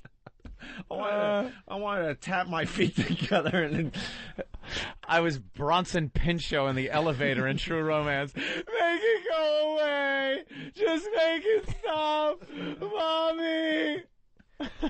You got to get Colin on to talk about when he roasted those guys. He did stuff for Corporate Infinity, and he shit all over Mel and Sykes. And really? Yeah. He's just really funny stuff. Did they enjoy it? I think so, yeah. I mean, how could they not? They were, good-hearted. Probably did. Wasn't an employee. Dissected them. Good. So getting back to Neil Bortz. Neil Bortz. So I guess I did say I would spit in his face. Of course you did. Well, I mean, there was a lot of opportunities out there that when we fucked up, everyone jumped on TV and just spewed all this shit about us, and we knew they didn't know the show or us, and that was kind of frustrating. So I never forgot that Neil Bortz was talking shit about us on TV. You could just pretty much clear it up by saying, I never forgot, and then the word anything. Right. Well, right. Pretty much Opie right there. Well, yeah. Thank you, Mom, for this lovely memory. Someone hit me over the head with a hammer. Make me forget some things, please, so I can move on with my life. What's your minor amnesia with certain things? Selective amnesia would be great. I would love that. There are some things I don't remember. I remember all the shit, though, for some reason. That's terrific. Having that extracted from your head would be nice. A psychiatrist is going to have a lot of fun with that someday. One of these days, when you decide to make the plunge. Right. Yeah. That's when I know. I'll do that when we retire. I should I do go. not want anyone adjusting this brain until I retire. No, that's just it. I can't fuck up because I think it's very career-based. I think any problems, phobias, anything else I have, I kind of need you need to have right now as part of my job. Like construction worker needs his toolbox. Right. We need our mental illness. This is what's going to happen. We're going to do our last show. Everyone's going to know it's our last show. Big hoorah, hopefully, right? Yeah. Probably not, though. We'll probably just fuck up and realize, man, we did it again. You won't know it was the last show until 2 weeks later when you still haven't been put back on. Like, I guess that was the last one. As soon as I know it's last show, right to the couch. Right to the couch? Right to the couch. Fix me, Doc. We'll all meet in a waiting room somewhere. Hey, who recommended you to this guy, huh? Your fucking hands are going to be chapped with little wet naps and Purell, and fucking Opie's going to be breaking down, remembering, oh, yeah, that guy was a neighbor who snuck in and tucked me in. Let's say hi to Bill in Ohio. Bill. Hey. Hey. How are you? Good. I work in the industry. I love you guys. Thank you. You work in radio? I work in radio. Actually, I'm heading to work right now. We'll be the judges of that. What does Bill do on the radio? Well, actually, I'm a talk show producer. Oh, for a major talk show? Well, for the major station in town, yes. What town? Oh. What town in Ohio? Columbus. Oh, boy. It's not even Cleveland. Anyway, Columbus, they're top 40 market. Yeah. Of course they are. Gateway to Akron. Columbus is Cleveland's little brother. We all know that. Tire City. I bet your dream, though, is to get on a radio station in Cleveland, Ohio. I worked in Cleveland. I wasn't impressed. What are you gunning for? What's your goal in radio? What's your end game? To be your boss. Yeah. It's a fucking risky-ass job, my friend. You know how many people have lost their jobs? A lot of lieutenants have gotten fucking fragged being our bosses. Yeah, we've had a lot of people fired. Because they only fire the talent last. You know what the best part of it is, though? Over the years, bosses have decided to distance themselves as our boss. And it gives them plausible deniability. God forbid we do anything. God, you're Remember, so right. bosses used to be our boss. Now it's like we got people around, and they do things for us, but no one wants to actually say they are our boss, so that if we fuck up, they could say, I'm not their boss. We officially don't have a boss. No, we don't. We don't have a person that we have to answer to. Nope. Sorry. Some people would say ELO, but not really. We have advisors. We have people that kind of try to look out for our best interest. Even better, Anthony, when we first started together, the boss would be pretty much right next to the studio. Yep. Then we went to Boston, and the boss was a little further down the hall, but he was still in the area. Still there. At NEW, when we were syndicating all that, the boss was on the other side of the building. When he was there. Because he ran a few stations, so he sometimes was in Philly, Washington. That's when it started where he was a part-time boss. Yeah. He would be there maybe 2 or 3 days a week. But he still had the title and treated it as our boss. We got called in for some yelling meetings and things like that. So I considered Ken Stevens our boss, and he was. Right. And then we're up to today. Yeah. Where our bosses are in Washington. They don't want to be our boss. They're kind of, and I don't blame them. They couldn't pull us into a meeting. Self-preservation. They couldn't pull us into a meeting. They're in Washington, D.C. Yeah. Yeah. That's our... We don't really have bosses. It took 10 years, but we've frightened everyone away from trying to be our boss. Bill? Yeah, you guys don't have the restrictions like you used to, so that's a good thing. That's right. You guys can just do whatever you want. Pretty much. Bill? Yeah, we can. Bill? Yes. God, Sean, this is too good. I'm going to let Sean do it. Sean in Florida, you're on with Bill in Ohio. Hey, this fucking tool tells you that he's involved in radio. How come he won't turn his own fucking radio down? My radio's down. No, it isn't, Bill. I hear an echo. That's why I'm distracted and stammering a little more than usual today, because I hear the voice in the background. It's fun to listen to you so quickly. Headset, first off. That's probably it. Oh, your stupid headset. What's the first rule in talk radio where you want your callers to turn their radio down before they're on the air? My radio's off. Dude, you're going to lose this battle when you listen to the replay. He's echoing. I think it could be a phone echo. Echo. Could be a phone echo. Tool. I'm not a cell phone on a headset. Oh, could be a phone echo. Echo. Hawk. Now batting. I consider myself Derek Jeter to be the luckiest man on the face of the earth. Earth. Aside from having this horrible disease. Bye, Bill. Bye, sweetie. Bye. Send me your resume. Ooh. I'm feeling a little good today. Someone else going?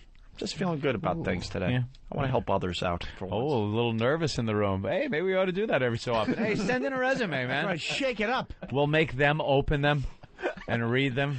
Hey, this guy's kind of qualified. Hey, this one looks pretty good, I got to tell you. Them in check. All right, so maybe they won't send me emails from each other's fucking email address every day. What happened? Every day. There's a thing going on, Opie. There's a gag amongst the boys going on where if they step away from their computer for a tenth of a second and inadvertently leave their email open, I wind up getting an email. Danny will walk over to Travis's computer, go to his opened email, and send me an email. And it's all about, hey, you want to hang out tonight? And they leave various phone numbers. So I guess Danny was the victim last night. I got a confession. Yeah. E-Rock has a bunch of IMs going on during the show. Uh-huh. And when he leaves the studio to get water or something, oh no, I'll just go, I want to fuck you. And then the person writes back all confused and stuff. Why? Or even worse stuff than that. That's the only one I can remember right now.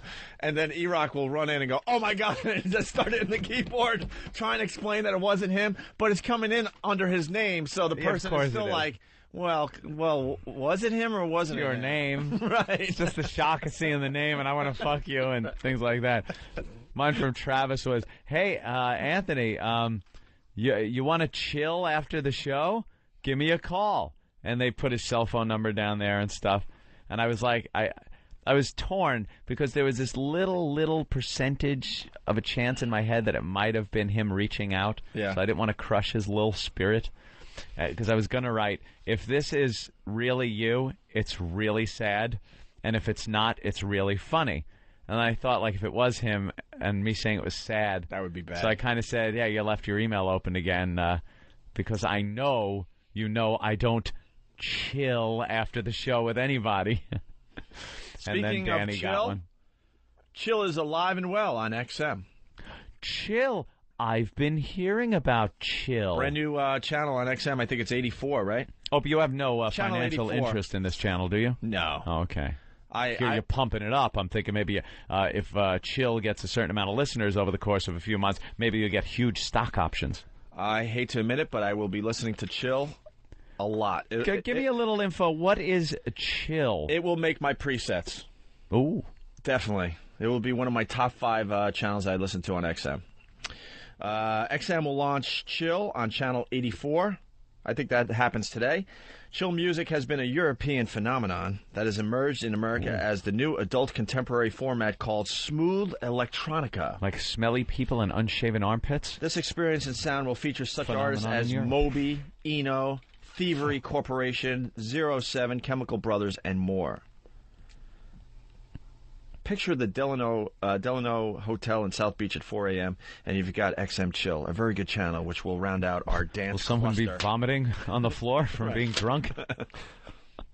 Check it out, though. It's one of those stations you throw on, kind of throw on in the background and stuff. Yeah. Yeah, it's definitely a cool channel.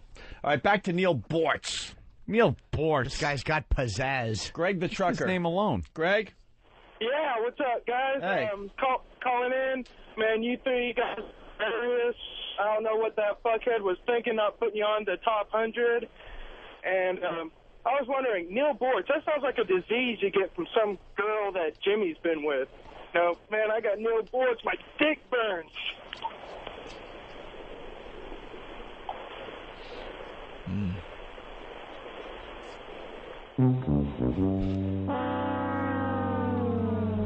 Are you shook up? Are you nervous?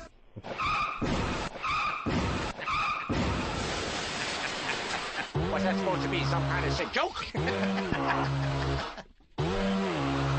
You bumbling incompetent.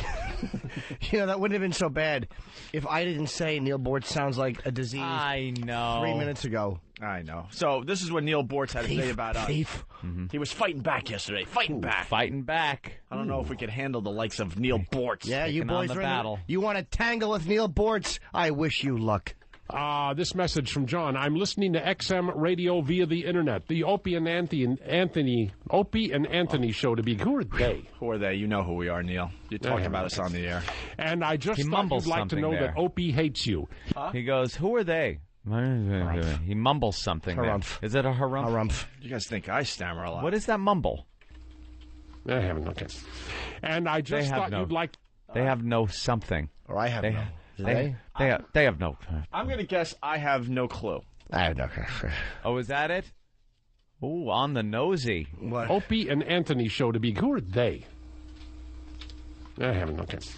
And I just thought no you'd like to guess. know that No. Opie hates you. He said that he would love to spit in your face. They were reading a list of the most successful radio hosts out there, and he prefaced your name by saying that he would love to spit in your face, but before he even mentioned your name, I started laughing because only you can make people hate someone that much. Way to go. Keep up the good work, John. Well, that's damned by faint praise, John.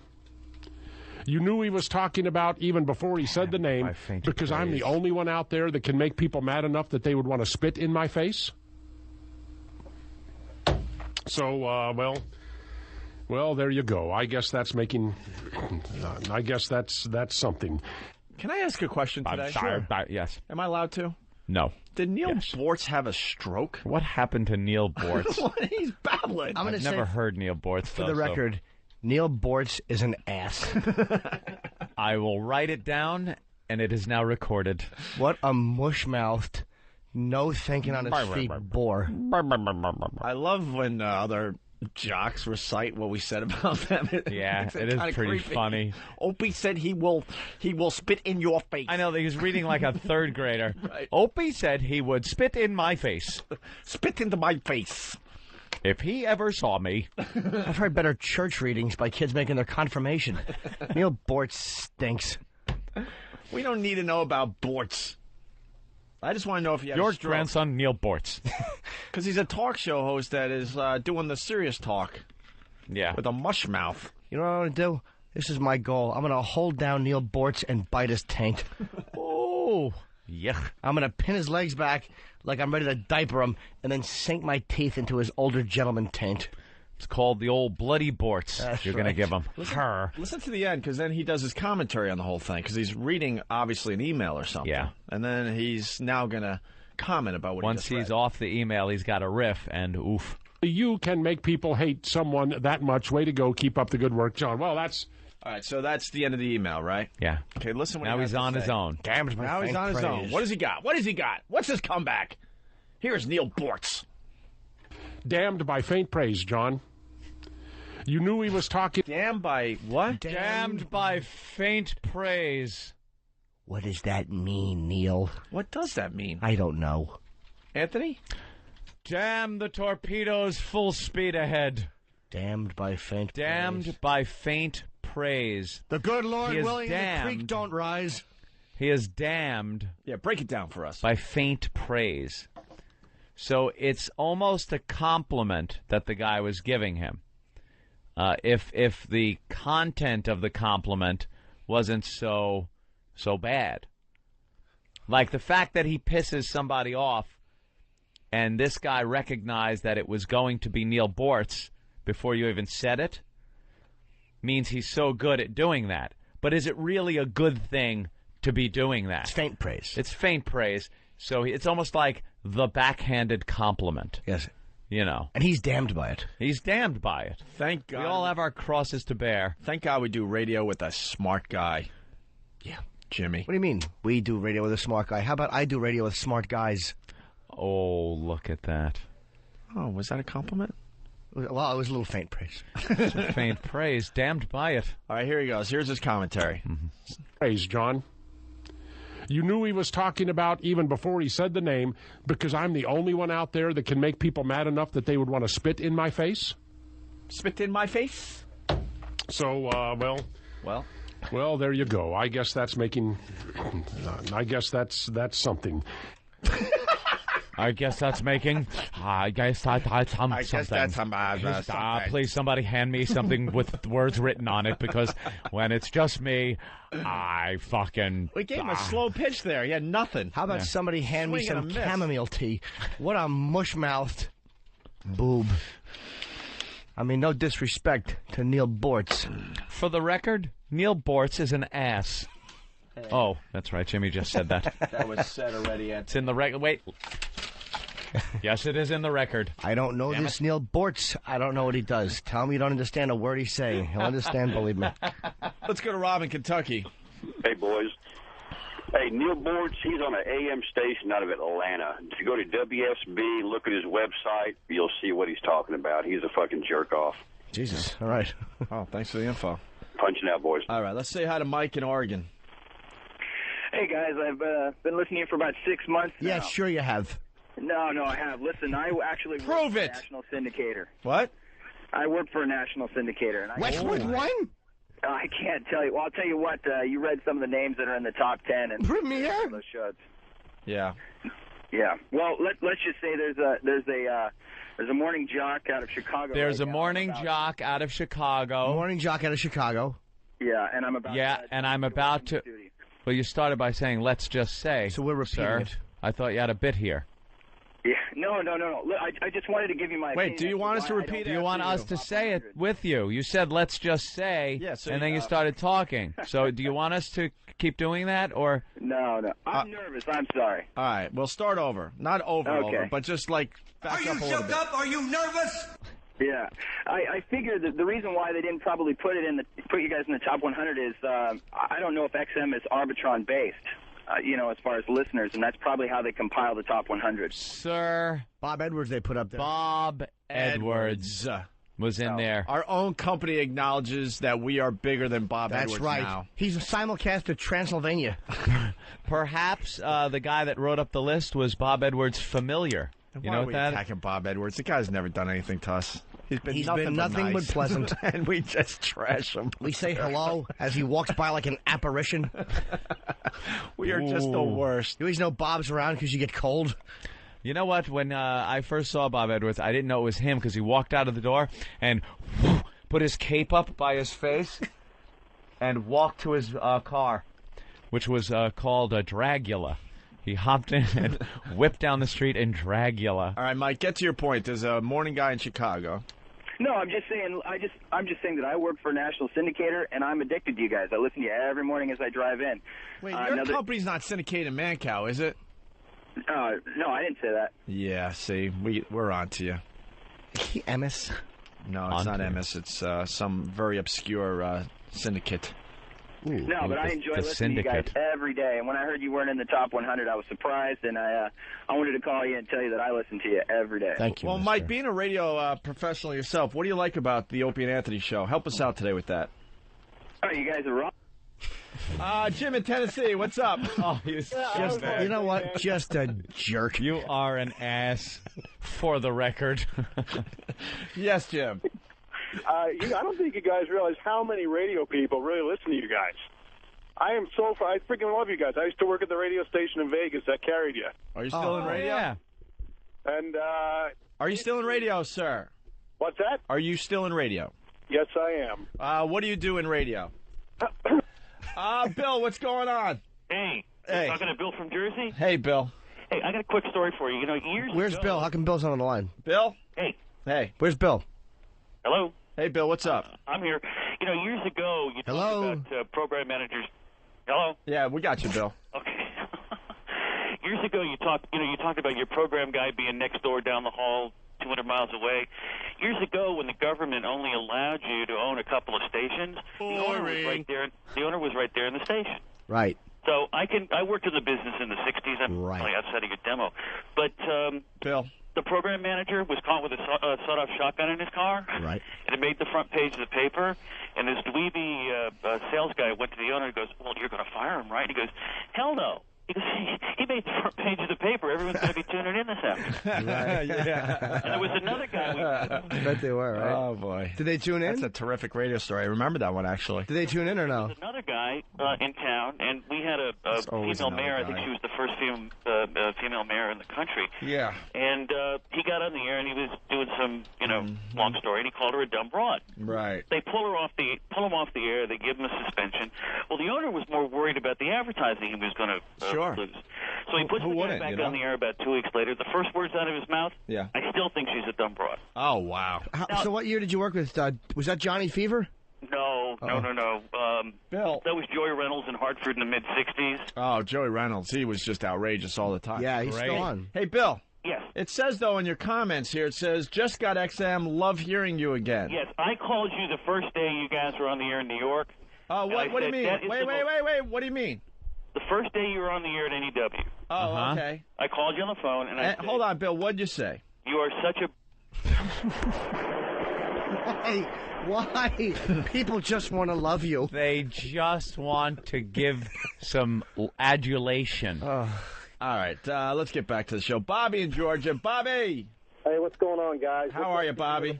What's up, Jimmy with a Y? Yeah, what's going on? Hey, listen, I call in every now and again. I'm the drug rep that works down here in South Georgia, and every time we have a sales meeting in Atlanta, every one of those guys talks about Neil Bort's this, Neil Bort's on this legislative issue, and they always ask me, do you listen to Neil Bort's? And I'm like, no. And so, Bobby, it's your coworkers, I guess. Say that again. It's like your coworkers. Yeah, these are other sales reps up in the Atlanta area. Well, what do they actually like about Neil Bortz? Just that he's always... Oh, God, no. Now no one's going to want to call in during this fun segment for the callers. Well, how about this, stupid callers? By the 8th one, whenever he asks a question and you go and gear up, all I see is that little finger with a wispy blonde hair on it teetering above the button. If I may inform you... The one guy had a cute story. In the crazy 60s, the guy slipped and spilled a coffee and the papers covered it. Right. Good stuff. The guy quoted Leave It to Beaver, and they went crazy and took him off the air. The old gentleman just wants to feel a part of the show. You gonna hang up on him? Oh, this is a crazy story, actually. Let's say hi to Mike in Fresno. Mike. Hey, guys. How's it going? Pretty good, Mike. You enjoying the show today? Oh, I love this show. I Thanks, Mike. just got my truck. Some prick stole my XM radio a few weeks back. What do you mean? How did that happen, Mike? Well, they broke it. Holy shit. This is the worst segment ever.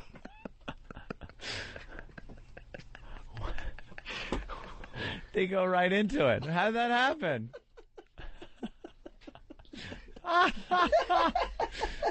You cruel bastard.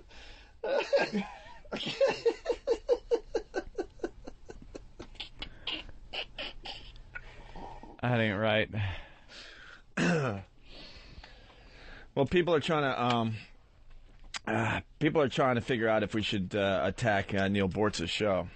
I don't really see that's worth it. All right.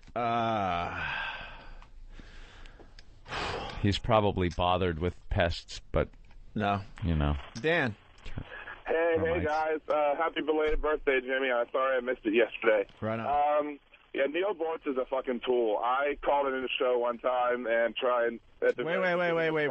Hold on. It's tough to call into a show, though, don't you think? No, I like, what'd you tell the screener? Like, what'd you tell the screener you wanted to talk to Neil Bortz about? Oh, I told him that.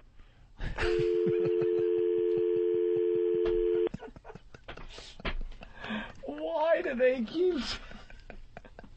It's like watching people run off a cliff in single file.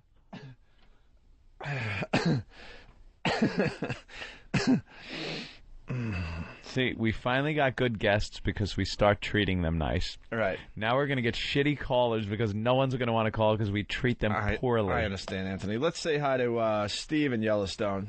Steve. Hi, I just wanted to say that I really enjoy your guys' show. I think you're doing a really good job. And I work in radio, and I really, really enjoy what you do. Oh, really? Where do you work?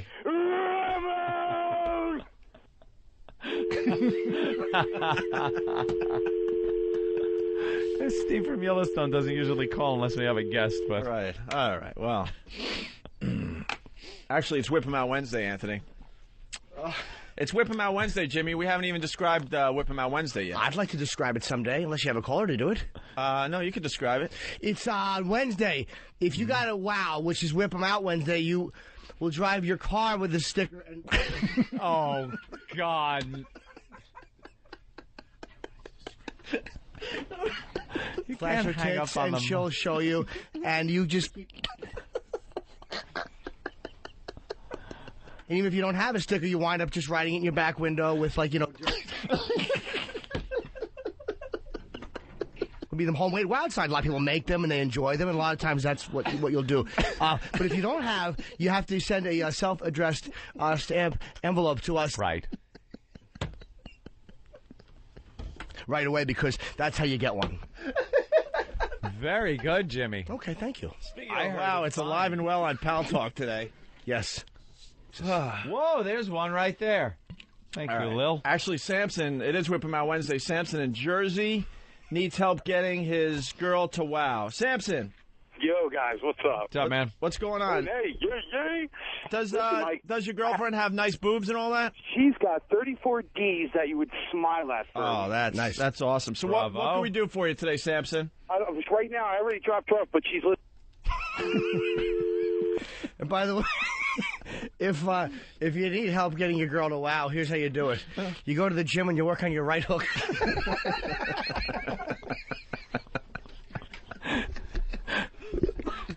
But I know what. that tenderness will always remind them. That's right. Hold a cold steak on your eye and show my friends your tits. Well, the girls are wowing like crazy on Pal Talk. I'll say they are. It is Whip 'em Out Wednesday, yes. And basically, you get a wow in your car, and there's girls out there that will see the wow, and they will flash you. It's been happening for many, many years. Yep. We got the wow stickers, and a lot of people are using the old homemade wow sign. So there you have it. Go to opieanthony.com for details on how you get your wow sticker. Okay? Right. We should take a break. Porno addiction. What is this? The Today Show did a whole piece on it. We'll talk about that next. And Mardi Gras is done. And, if we end the show without talking about the Mummy Maniac, we're not doing our jobs today. Mummy Maniac. I'm sure Rusty Humphreys and Neil Bortz is talking about the Mummy Maniac. I'll bet they are. And, Rich Voss is here, too.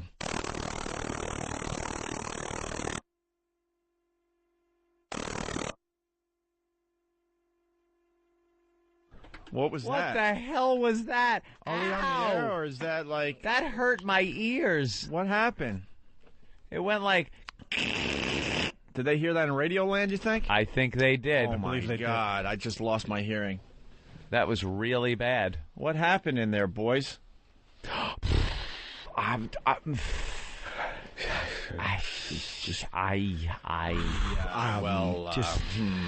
it.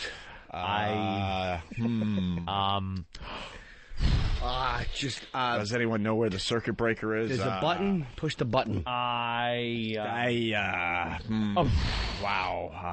Let me look over here. Ow!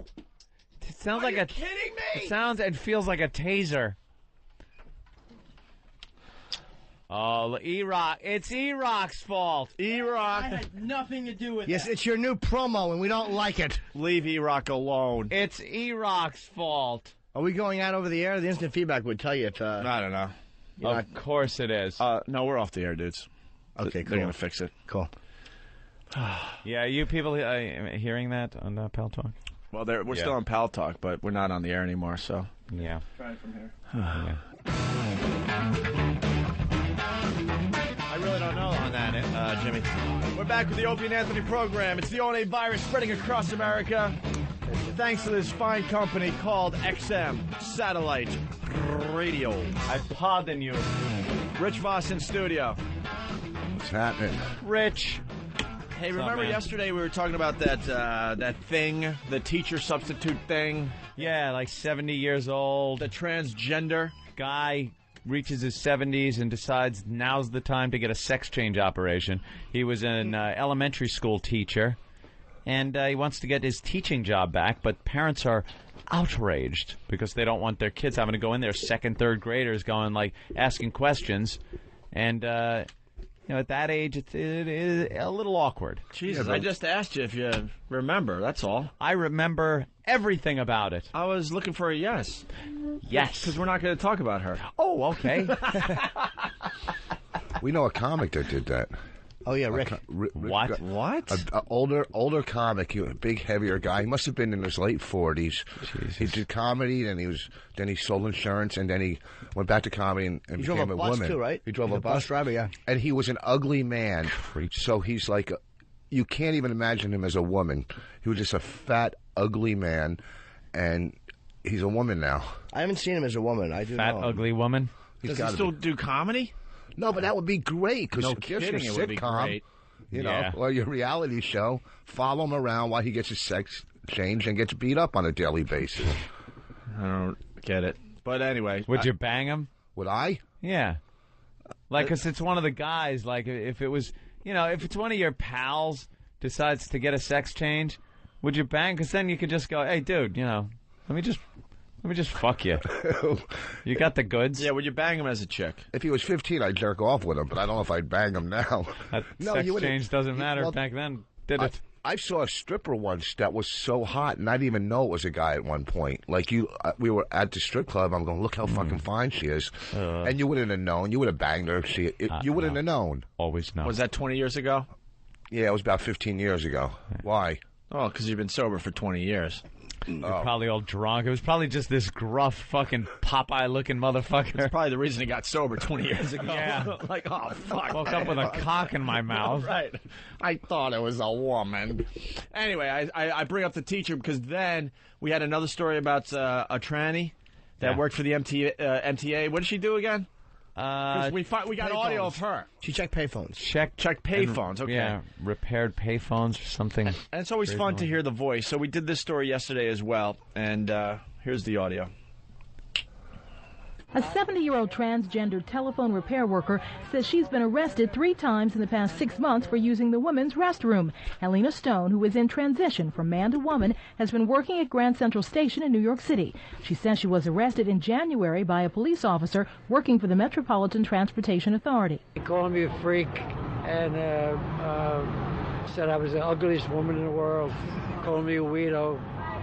It said that he was going to put my picture on the front page of the newspaper. That voice would come out of any like fat cabbie, the guy that sells the dirty water dogs on the corner, a Con Ed worker. That is not a woman. That is so far from a woman's voice. You know who that was? That was in The Exorcist. That fucking thing should be saying, "Could you help an old altar boy, father?" And by the way, you can't use the woman's restroom. You're a guy, stupid. Yeah. Especially if you're not even through the operation yet. Maybe I could put on blackface and get admitted into a college under a racial thing. Just because you dress up like something doesn't mean you're it. Isn't that a bad movie? Oh, Back yeah. in the Soul Man. Yeah. Hey, people trying to guess the comic that went from a man to a woman. This is way too good. Let's say hi to Greg in Jersey. Greg? Hey, good morning, fellas. Good morning. Hey, I was wondering if that transgendered freak that Voss knows, is his name Lisa Lampanelli? No, that's... Punch it out, boys. Bravo, Greg. Yeah, it's a good one. That's too good. All right. Porn addiction on the Today Show. Porn addiction. Can you tell it's a ratings time? Is it? Is it Sweeps Week? I think they like coming up with this stuff. Grab some ratings. Yeah. Well, they're talking about porn and how it's an addiction. Always. And it's just like crack cocaine. Yeah. Really. Well, let's get into it. Here's some audio and we'll comment. 5 years ago, Amy Tracy and her husband Lance, a filmmaker, began what looked like a blissful, adoring marriage until Lance's secret addiction almost split them apart. I think in the worst of the worst, I was looking at porn 3 or 4 times a day. What? Hi. What? What? 3 or 4 times a day? Oof, you're out there. Wow. You can't go online to do legitimate stuff without seeing porn 3 or 4 times a day. You put, like, heavy farm equipment into Yahoo, a cock comes up first. You got to sort through cocks and asses to get to actual heavy farm equipment. Could you Google heavy farm equipment? Take off all restrictions. All restrictions. Well, that would help your search. The worst is when you're Googling cock and you have to shift through John Deere pictures. I hate that. Go to the guy's name is John Deere. Guy named John fucking a deer. Images. I barely look at porn on the internet. How far do you have to go before you get to cock? Images, all John Deere stuff so far. Couple miles down the parkway. And a map of the United States of America. Nope, still heavy farm equipment. Damn it. We'll go to the third one. All right, and now we got some people in the shots, but still no cock. Let's go to 4. Farmer's daughter will be there soon. Look up faggot farmers. Keep going 4. Nope, still very much into the tractor thing. All of the big tires, a picnic. All right, am I going to have to say perhaps it was a little exaggeration humor? No, wait, a girl in a kiddie pool, and we're getting all right, okay. Hold on, let me see if there's any nudity in this. Keep going. Nope, not nude yet. We're gonna play this out. Hawk. Keep going. Keep going down on page 6. Nope, go to 7. Gotta be porno. How many pages are there? A lot? 7, no. There's 16. 8. There's still tractors, Anthony, and a Volkswagen Bug. 9. Come on. Where's some porno? Nope, not 9 either. Now they get into the logo section. That's dangerous. Son That of means a they're running out bitch. of images. Nope, more tractors. Nope, 11. We're going to have to give up soon. Some person skiing. 12. Oh, come on, man. This would be hilarious if it pans out. 13. I picked more the most tractors. non-sexual thing ever. 14. That's why. It's my fault. I don't know the Tires. comedy. Damn it. 15. We'll just go to 20 and we'll call it a day, okay? See? There's a whole bunch. 16. Oh. Oh. What? Nope. Damn it. Almost. 17. I think that might be the last page, right? Nudity. Yeah. No, Anthony.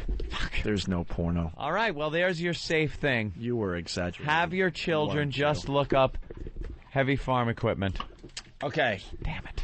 So this guy looked at porn 3 or 4 times a day. What a rookie. Maybe an hour to 2 per session, per time. So that could be All right, let's see. 2 hours per time, 3 times, 9 hours. Now he's up to 6 to 8 hours. 16 Conservatively. hours. So that could be a 6, 8-hour day sometimes. I had no idea. When did it start feeling to you like something might have been off? I would say it was about 3 weeks into our marriage. Uh-oh. All right. Well, This 3 is an weeks unusual. in. This is I hate when TV does this. This is an unusual case. Absolutely. Guys looking at porn and it's affecting the marriage 3 weeks in. There's 3 a weeks problem in. there. And like he wasn't That doing you it didn't see before they when you got were married. dating. Yeah. Of course he was doing it. He didn't just all of a sudden 3 weeks later start. Everybody out there looks at porn. I don't. Porno. And some people have a little screw loose inside, and that's where the real problem comes in. Not because they're looking at the porn. That might trigger the thing that's happening in the head, though. It was kind of like a whirlwind of passion, and then all of a sudden, he just seemed as though he wasn't very interested. You look at this stuff and you don't have any emotions left over for your wife. Okay, that's right. It's accurate. Porno. Why is that accurate? Because when you look at stuff that you don't have any emotions left over, it does remove your ability to be intimate, or it hurts it, makes it harder. Really? To connect, yeah, much. Why? There's emotions involved when you're looking at porno? No, but it's a sexual thrill, but it's distancing. It's like you're watching it it's like looking through a glass. Well, Dr. Norton did a study on this. I read the study. You're always looking through the bakery window, Dwight. That's what it's like. All right, let's move on. It's a little scary that Jim knows a lot about this. A little bit. Yeah. I've read it. It's called Diary. Nothing.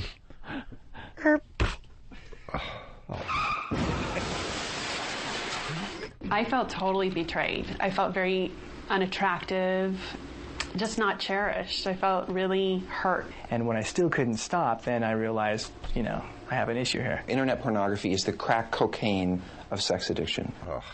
The fact that she says cherished, I now understand why he didn't fuck her. She doesn't have a sexy bone in her body. In 3 weeks, she let herself go, probably. She Let became herself a pig. go. You gotta allow yourself to get a little crazy. She won't fuck him right. Crazy. She's not dirty. Every time they fuck, she wants to look him in the eyes and say, "Oh, sweetie, I'm so glad we're doing." And once in a while, it's nice. But She need a little filth. Exactly. Is that it? Some filth? You gotta take care of the animal instinct that's in all of us. No one can keep an erection when some fucking housewife is saying you're the apple of my eye. You are the apple of Do you get excited when you ask your girl to tell you stories about her fucking other guys? Does that excite you? What? Do you get excited? Do you get excited by that? Like You say, do tell me that, stories. Rich? I'm not saying I do. I'm saying do you get excited of about? course you don't, Rich. Yeah, like you say, like when you're in college, what your professor do to you and stuff, and they tell you stories. That doesn't get you excited. No, that's not. No, really. I don't really want to know that my girlfriend was ever with a guy. Yeah, It's sorry. just Call you me keep crazy. that shit on a back burner Are you somewhere. kidding me? Do you When I make can't- sure she tells you how big the cock was? To the fucking millimeter. What was it like to suck? Are you kidding me? That doesn't get you fucking crazy? No, not that. No, I prefer to talk about how much the books cost and stuff like that. And did you forget your pen the first day? No.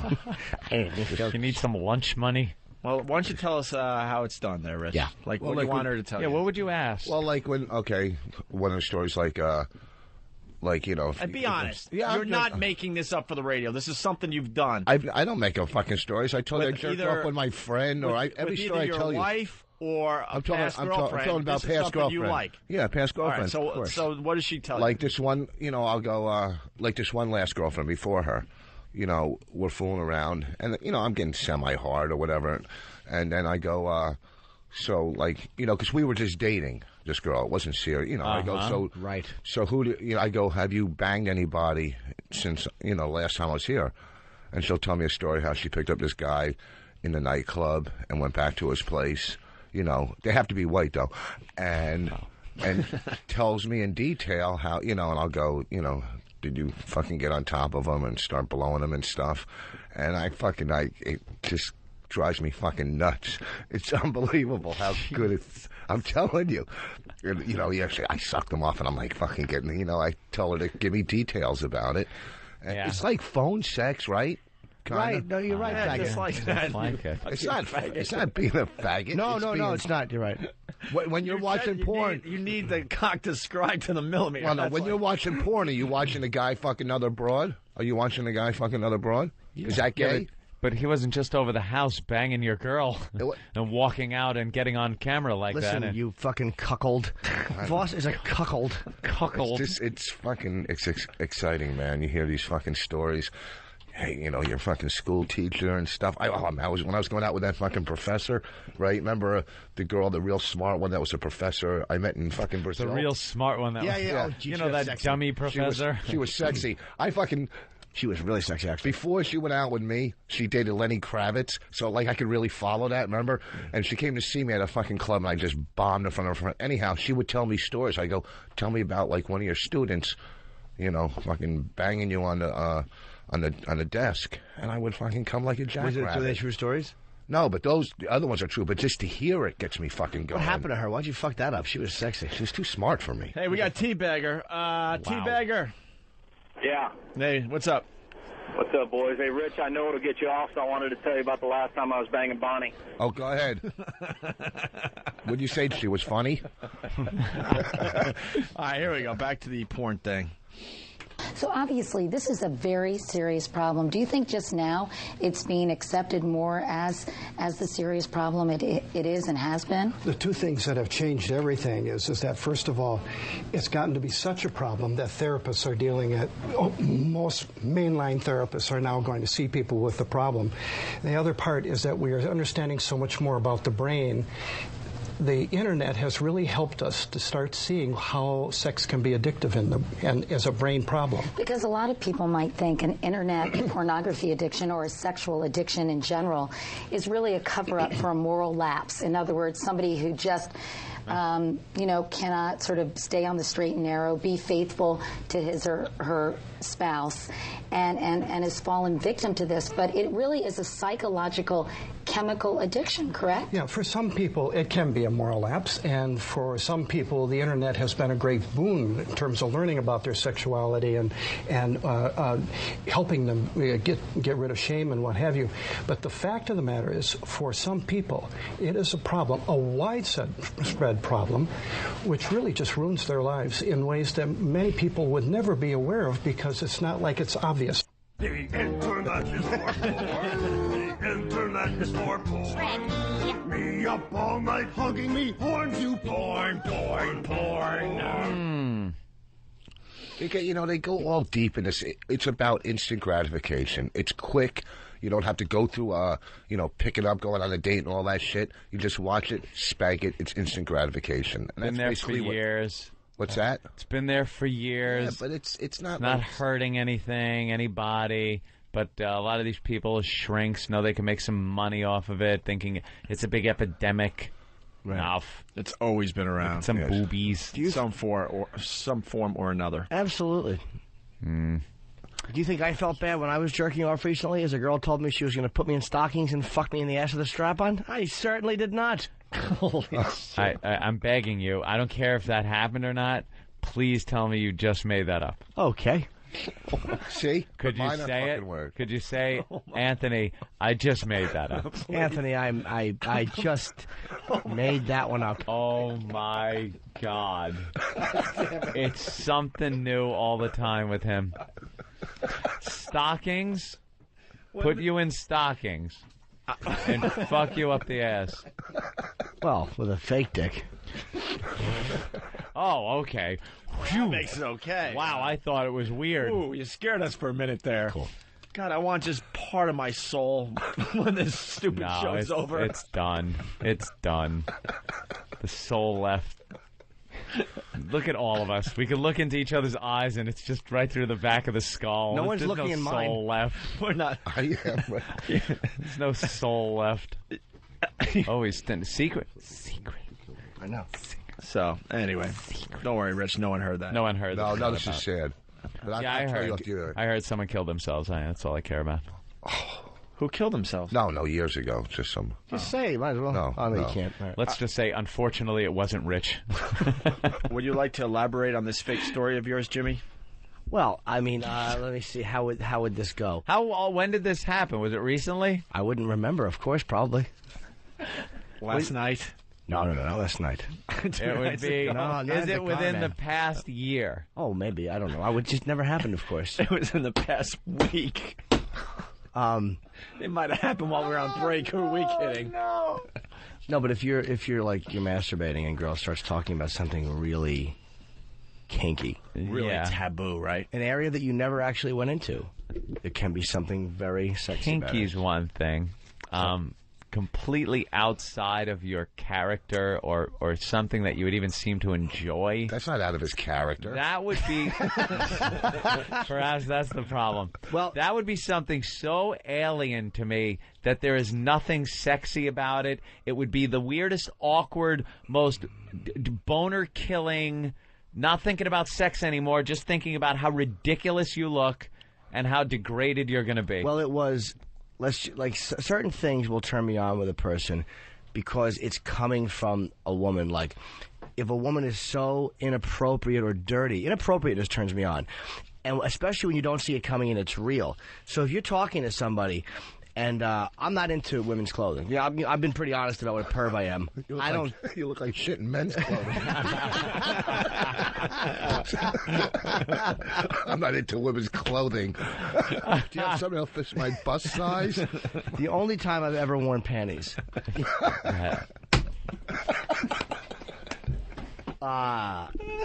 Years ago, I was dating a girl who we would do little golden things. And one time, she asked me to put her panties on because she had peed through them. Uh-huh. And they were a little thong because she said she likes the way a guy's dick looks in that fabric. So I did. Urine-soaked panties. I put them on. I've never had a better erection in my life. When I stood up and she saw it, it was to see somebody you know that well, to see lust.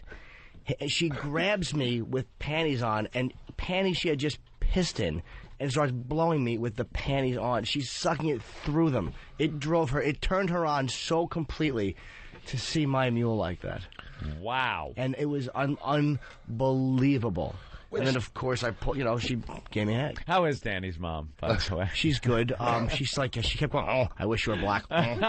So I'm weird to ask a professor to tell me about stories of you fucking other guys. You just wanted to hear about what it was like to be in college, stupid. Okay, but he's, jerking off to a girl with a strap on, and but see, I don't blame him, because I know his personality, my addictive personality. After a while, you get fucking bored of the same old, you need some stories, you need some excitement, right? You get, it's just like, you start off with pot, and you end up smoking crack, it bores you.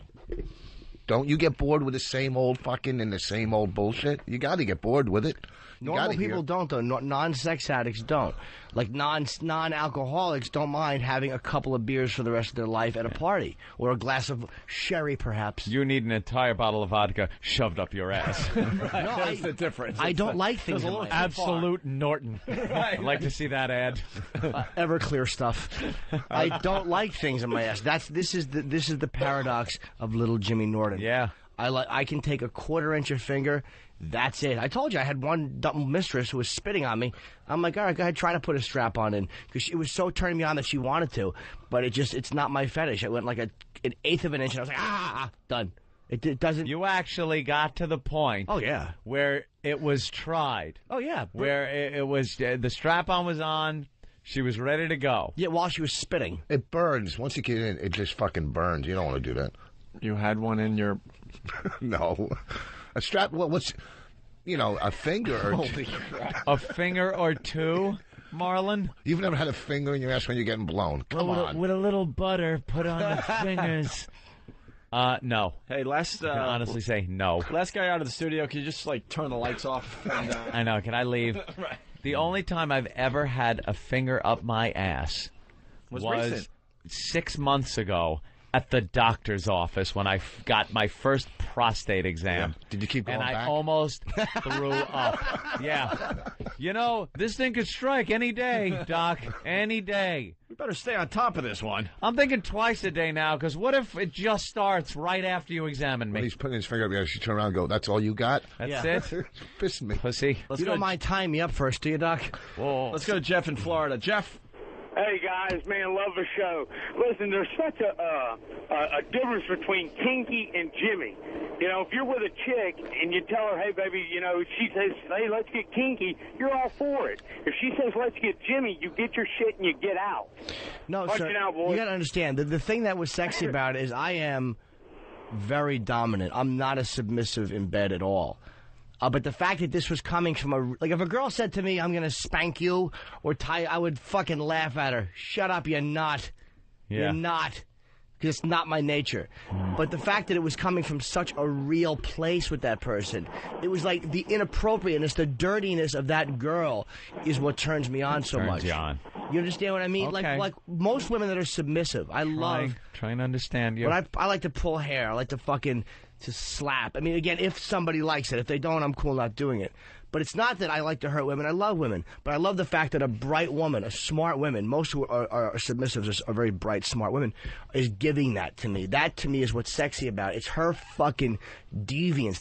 The dirtiness of that is what turns me on. Do you understand what I mean? There's like certain personality things. I understand what you mean. Drive me crazy. But to have that translate into any way, shape, or form, having a dildo, a strap-on, almost up your ass. While you're wearing stockings. Where you stop because you realize, hey, this probably isn't a good idea.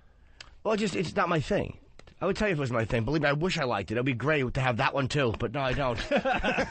It's just not. And there are certain areas that she got into, it wouldn't have turned me on. Yeah. Would you get excited, like, fucking in the window, with, like, in a hotel, whatever, with other people watching you? Nah. That doesn't excite you? I don't think so. I'm an exhibitionist to a certain degree, but not like that. No, I couldn't perform in front of other people. If they didn't see your body, if they just saw you from, like, the waist down or something. Outside is cool, but not with people. No, I'm not even outside. I mean, I'm a perv, but I'm kind of the great outdoor fuck? Nah, I'm not into You don't like that? No. Nah. Well, just stinking people are watching? How fucking exciting. No, not thinking. No one watching. Okay. After you're done There's a couple quilting, of Anthony, squirrels. after you're done quilting and you have sex, I fessed you up turn to fucking outside. butter after it? I'm sure Anthony does plenty. I've talked about, outside. That's nice. Let's find out how porn can ruin your life, everybody. How does it ruin their lives? Time spent, consequences, money lost. As we heard in the piece, no emotional sort of reserve left. No spouse can, first of all, can compete with the internet. Nobody can compete with the internet at that level. This level of stimulation can be so high. And the other part is, if I was to give you cocaine, you never had cocaine before in your life. There's a part of your brain light up. But if you were a cocaine addict, it wouldn't light. Cocaine. When the way it says cocaine. A sex addict, or when most people see pornography, that brain part lights up. But if they're a sex addict, doesn't light up. Takes much more pornography to get the same kind of reaction. So you have I think this guy's got an It's issue. what we call tolerance, and it's now measurable. We can see this in brain scans, so we know that people have got a biological problem. How do you know, though, when you cross the line from, say, enjoying this kind of material to actually becoming addicted to it? Well, we have some signs that we look for, and that are very clear. Preoccupation. Preoccupation, one is that they're obsessed about it, and something interfering, for example, from them being able to get online, they find themselves very irritated, what have you. Anxiety-ridden, loss of control. What does that mean?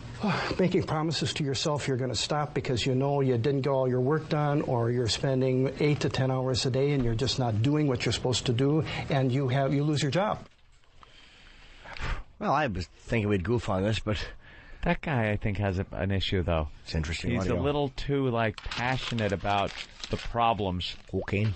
Yeah. Cocaine? Oh, cocaine. It's like crack cocaine. But he's right about how that light doesn't, it's like in alcohol. You just don't get the same high. Like, I'll hear healthy couples, healthy people talking about sex. I get, a little jealous that they're so excited by the little things. Like, oh, and he gave me a little swat on the ass. Yeah, did he? Did he? Did he? Were you black and blue? Did he really? Did he pull your hair and spit on you? No. Well, then please. No. Go back to the minor leagues. You're way deep. You're deep in. Not even deep. It's just, well, maybe, far gone. Yeah, you're pretty gone. Whatever. A lot of people are. All right. Damn. I don't like animals. Thank goodness. That's how you know you're a sex addict, when you start pointing out the shit that you don't like. Yeah. I don't fuck babies. Never fucked my dog. Well, at least I don't like animals. That's how you know you're Jesus. When you have to pick extreme examples. I never blew 4 blacks in Laker jerseys. Here we go. Jimmy's going to need a breathe right strip over his butthole. Why don't you just do that? No, it's not my thing. Do a little finger, and I'm all set. Yeah. More women have this problem these days. Opie. Oh. Maybe not, though. How did you took it out? No, it's in there. Oh, I thought you... It's in there, Jimmy. You're sweet. Come on. One of the signs for a lot of people, and you saw that in the deal, is you get so stimulated having sex with a real person. It just doesn't work. It's so powerful that now just having what would be a loving relationship doesn't happen. And shame. How does that play into it? Is complicated, but briefly, it's about you feel defective because you have tried so hard to stop. Why can't you be like other people? And then comes despair. In the Gentle Path program, about 50% of our people walk in suicidal. What do you do then if you discover your spouse? And some women have this problem too, right? About 40%. Really? 40. It used to be like in gambling. And it's probably hard to even know statistically. In gambling, well, we do know. Gambling and alcohol and sex addiction, for years, we were able to measure it 3 men for every woman. When the internet came, both in gambling and in sex addiction, the women's numbers shot up. Because of the anonymity of it all. Right. And you can say, I bet I could fuck you in the ass. That's 2 things. I always hit a sex bottom. Years and years ago, I was on the road, and I did 2 sisters. You are a sex bottom. And you think there's some girl right now crying? No. I fucked a comic. No. Your little fingers. I'm the reason I get sober. But years ago, you do hit a bottom. I thought I was going to go to SA, Sex Anonymous, because after one show, I had 2 shows. In between shows, I went upstairs and this girl blew me between shows. Right? Mm-hmm. She blew me and walked gone. Okay. Then after the next show, I ended up. This couple this girl wanted to go upstairs and do me and her boyfriend. So he's banging her, and I'm sitting on the side of the bed, and she's going down on me.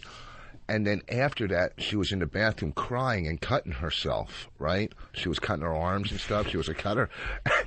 And I felt fucking horrible, right? Gee, did you, Mr. Compassion? The girl cutting her wrists, and you no, she wasn't cutting her wrist. She was you know what a cutter is, right? Yes. She was cutting herself, and you feel like, I almost hit a bottom then. And so I could see the point of hitting a sex bottom, too, But what you're talking about, who wouldn't do that? What guy wouldn't get blown in between shows? I mean, you weren't married. No, but then Dennis. But what guy? No. What I'm saying is, even a healthy sexual guy. Yeah, is that a sexual addiction? No, but getting blown between shows, and then after the next show, going upstairs again. with another. Who wouldn't do that? You have to realize that there are times where you're able to do. Chris Rock had the best line ever about men are as faithful as their options. And I don't know if he's the first guy to say that, but it's a genius a point of view because it's what man, what guy happily married somewhere, middle class guy, if someone said, I want to suck your dick, and then 15 minutes later or an hour later, a couple came over and goes, you see this hot girl that I'm with that you can't touch? She'll suck your dick too. Who wouldn't go for that? Well, no. Besides Hawk.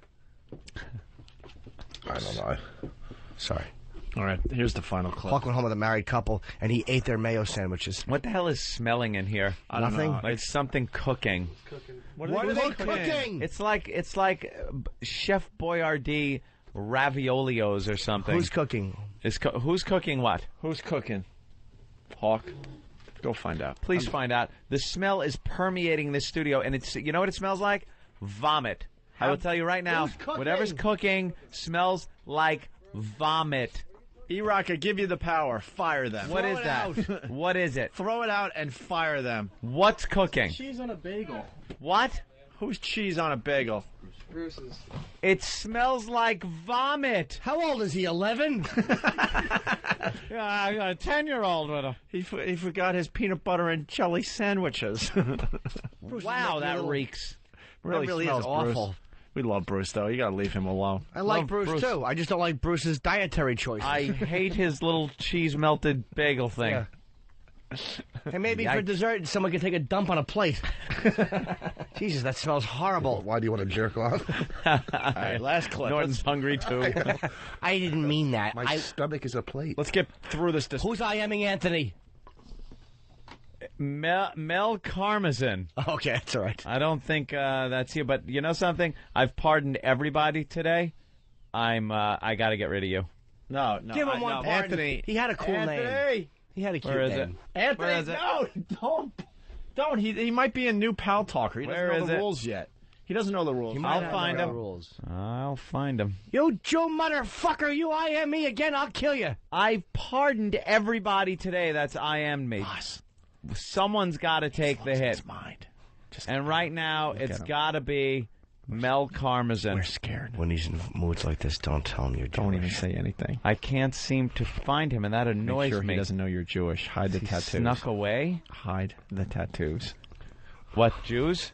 What? Nothing. I love Jewish people. I live amongst them. They're great neighbors to have. They really are. No crime. They have that community watch. They're looking out the windows all the time. Chance does a crook have of getting into someone's house when 20 Jews around you are looking out their window at every little thing? Busybodies. Nosy. They're nosy in two ways. He dresses like a German. I don't always. Under his clothes. He reads Anne Frank's diary and laughs like it's a Neil Simon play. I thought it should be titled Funny Girl. No! He hails a cab like... We're very scared of Anthony. We just imagine what's going on in that big estate of his in the middle of the night. He's going to show up with guns. No, I'm not. Scared. We are very scared. I don't... Call the authorities and tell them we're being held hostage by Anthony. Please. I like the era of World War II. I like the collectibles. Help me. I like things like that. I don't own gold teeth. I don't own a Nazi flag. There is not a swastika in my house. All right, there may be on a couple of coins, but not. I don't have a flag. Call in the Coast Guard and help me. I like the guns from the era. I want to pick up a nice Mauser. I want a Luger. SOS. Blink, blink, blink. I have my British Enfield, my old Nazi killer. Looking for a Garand. As we speak. Sometimes he wakes up in the middle of the night screaming, "The Desert Fox is coming to you." You don't think the German officers with snappy dressers? Long leather coats? Sometimes in the middle of the night he's found in his basement The jack alone. boots? That shit was damn attractive wear. We don't know what he does in his basement, but we know it's very late. He locks it. He's got the only key. We don't know what's down there. I have to soundproof the basement because the goose stepping goes right through the floor when I practice in the jack boots. You don't think the long leather jackets were the coolest jackets ever made in history? Those nice collars and the when they get out of their staff car. Well, you're biased. Do you have a Can we play the last clip, please? This is a very serious topic we're tackling today. Yes. For once, we're tackling a very serious topic. One of the signs for a lot of people, and you saw that in the deal, is you get so stimulated having sex with a real person. It just doesn't work. It's so powerful that now just having what would be a loving relationship doesn't happen. And shame. How does that play into it? Is complicated, but briefly, it's about you feel defective because you have tried so hard to stop. Why can't you be like other people? And then comes despair. In the Gentle Path program, about 50% of our people walk in suicidal. What do you do then if you discover your spouse? And some women have this problem too, right? What do you do? 40%. Really? 40. It used to be like in gambling. And it's probably hard to even know statistically. In gambling, well, we do know. Why is it the same clip? Did you play it twice, or did they put it twice in a row? Talk. It's his problem. Kids watch porn as they do homework. Was that supposed to be number 6? I think so. Really? Well, it looks but this track is longer than the other track. Where's Steve from Foundry? I'd get him in and get that face slapped. One of the signs for a lot of people, and you saw that in the deal. See, I guess it's the same clip, but it goes longer. But who wants to wait? You don't want to sit through the same clip. I think someone's got an explaining to do, Eric. You know what? He just walks in trouble and looks around. You know what? We don't need to play track 6. I'm sure it works out in the end. It does. Yeah. So thank God. Well, there you go. It's a happy ending. It's a happy Hollywood. ending. But there's help. There's help for everybody. And there is a shotgun and a tow attachment on it. Can you imagine all the people anxiously listening to this segment with a pen and paper, waiting for the number help info? Who can I? You don't need to live with this horror. Wow. You can get help. All right, we should take a break. They're just trying to find and just bring. They're trying to just bring stress factory into your life next week. That was pretty good. Oh wow, that was pretty. Give fucking, you that one. Dude, that was sly. That was fucking. Dude, I couldn't have plugged Poughkeepsie in 2 weeks better than that if I tried. Where are you going to be, Voss? Next week, not this week. Stress factory. I love you, but it's no big deal. Boy, they're the fucking best. Those. I don't know if I'd like thigh highs or pantyhose. Oh, something. We can think about it during break. Yeah. How's that? I mean, what is that, Rich? By the way. What did he do? I missed it. Boss has his breakfast up on the console, and he's counting money, of course. And Jimmy goes, "What's that?" He goes, "An egg sandwich." And Jimmy just casually knocks it on the floor. Just knocks it on the fucking floor. I got Bob Kelly. It was one of my greatest moments. We were standing downstairs at the Comedy Cell, and Bobby's going on. And he was saying he had a bottle of water, and they said, "Robert Kelly," and I just swatted the water bottle out of his hand, and me and the door guy Quasi very rarely laughs, and he literally almost choked on his food and dropped dead. There's something so. This is caveman shit. To see the lion knocked out of somebody's hand is funny every time. I just went to grab his breakfast bag, and he went to swap me, and he hit his own sandwich. He just squatted. Rich just went and mushed his own sandwich. Oh, I'm so glad that happened. I couldn't have been happier if that was a live child. Hey, I want to point something out today. All right. Anyone else notice that we're very distracted today? A little bit. Anyone else noticing that we're very distracted today? Just want to point that out. Well, we go on to a lot of things, and then we get off on tangents. We're a little bit distracted today. A little bit, right, Opie? Why? Why? Why? Why? Why? Why? Why? Why? Why? You know, I listen back to those on the replays, and I laugh because we're so stupid. This really is. I repeated the same word 8 times yesterday in a row, and I was laughing at me. Not with me, at me. At you. You know what this show is? It's fucking childish. You guys are lucky that you can go shh without spitting on people. Wow, that's rough. Why can't you do that? My SH is... Go. And I think you're... It's the CH... Your teeth? The CH and the SH. Like, I could say help. It's How like... big of you at 50? What's that?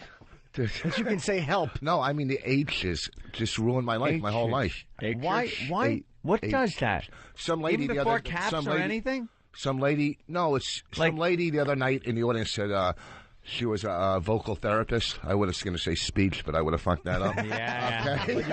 You fucked up she. She. Okay. She said I'm not pushing out or so. I don't fucking know. I'm not thrusting. I'm not thrusting. Richard, why don't you just treat yourself and fix it? I went to us. What? You're in a business where you speak for a living. You're right, and it hasn't held me back at all. Shouldn't you be able to do it just to go, shh? Not like in speech or anything when you're talking, because that'd probably be hard to concentrate on. But just right now to just go, shh. Like figure out a way to put your jaw or teeth or tongue or whatever it is to make yourself just go, shh, push without going. Yeah, loosen up your jaw. Come on. Yeah. See, There you go. what jaw exercises do you do? Jaw. See, I'm noticing this. When you do the S. What? S. Your bottom jaw goes off to the side. Yeah. And that seems to be what does it. Say it normally. Just say it like you would normally Maybe say I could come to your house and you could pull some teeth. See, it goes over. But here, look. You say it. Hey, Rich, by the way. What am I saying? That was a really funny joke. It should have got a little more than it did. It did, I know. But sometimes you're throwaways. All right, it's just Okay, here. All right. Sometimes I can do it good. Sugar. Other times you can't. Well, sugar. When you have to concentrate for 5 seconds before you say this word, you're really not helping the problem. Can I have coffee with milk and he goes, sugar? He goes, watch, watch, I could do it sometimes, and he's concentrating as hard as he can. Sure. Sounds like you're talking through a toilet paper tube. Like when you say, but it's only a couple. Like I could talk right. Okay, it sounds like you're just only a couple of things. Dumb. Half the English language. Please. Ooh, a banana! Please, here's Rich on the street Thank late you. at night. Please, please, I want to live. Please don't. He was concentrating on saying shoot. I get it. Rich, why don't you fix it? I did. I went to. You didn't fix it. It's You still can't go to broken. the body shop. It's not like Bondo. Oh, you can learn, Anthony. No. He can learn. Oh. You don't want to learn. Shit. Oh, that was good. That was pretty good. That was good. That was pretty good. I started on it 15 Who minutes wants ago. a banana? I'd like one. Oh, ow! Oh, my God, he threw it into Jimmy's little gut. I know, and he turned around real quick. Did that hurt? No. You were ready for it? It did hurt. I'm sorry. No, it really didn't. I'll tell you that. You know, if that was a knife. It was scary to see it coming, but no, it's a banana. Yeah, banana. Look, you bent it. It's a joke. Oh, no. Oh, no. This is... Oh, no. Oh, no. He's going for the G spot with the banana. Oh, the banana's on his ass. Now, which one is which? Hey, which banana's which, Opie? Take your pick. You got a 50-50 shot. Pick a good one. Eat the one without the brown bruises. Shit, which one is it really? Come on. I need to eat. This one? Yeah. You're really gonna. That's the. I think that's the one that hit, though. Which end? Which end? He had the bottom end up his ass. I'm gonna try this. All right. Let's take a break. Which one is it really? Oh, we run DNA test. That one was up his ass, he said. Oh, let's give it the sniff test. Yeah. Any good? Wave them both under Rich's nose, and whichever one makes his dick hard. Eat the one that's not losing weight rapidly. Wow, it's a plantain all of a sudden. John Heffron's on the line. We'll talk to him next.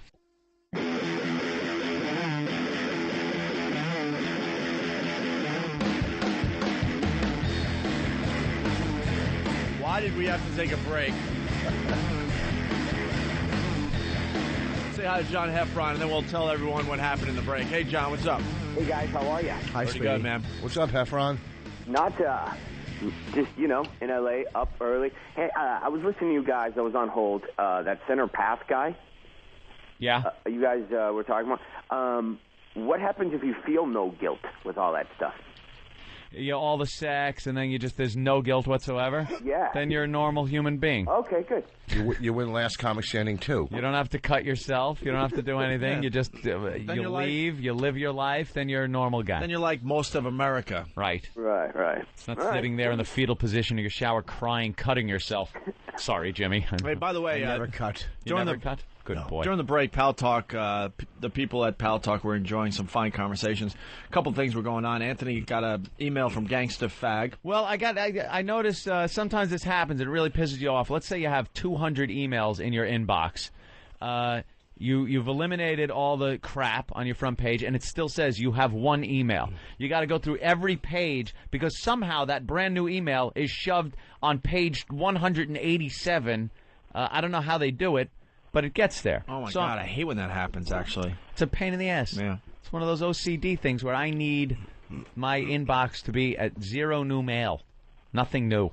So I go through it, and I look, and I see it's from our pal Gangsta Fag. Why don't you explain Gangsta Fag to John Heffron? Yeah, well, he's a hip-hop artist, does hardcore gangsta rap, but it takes a little twist. He's a faggot.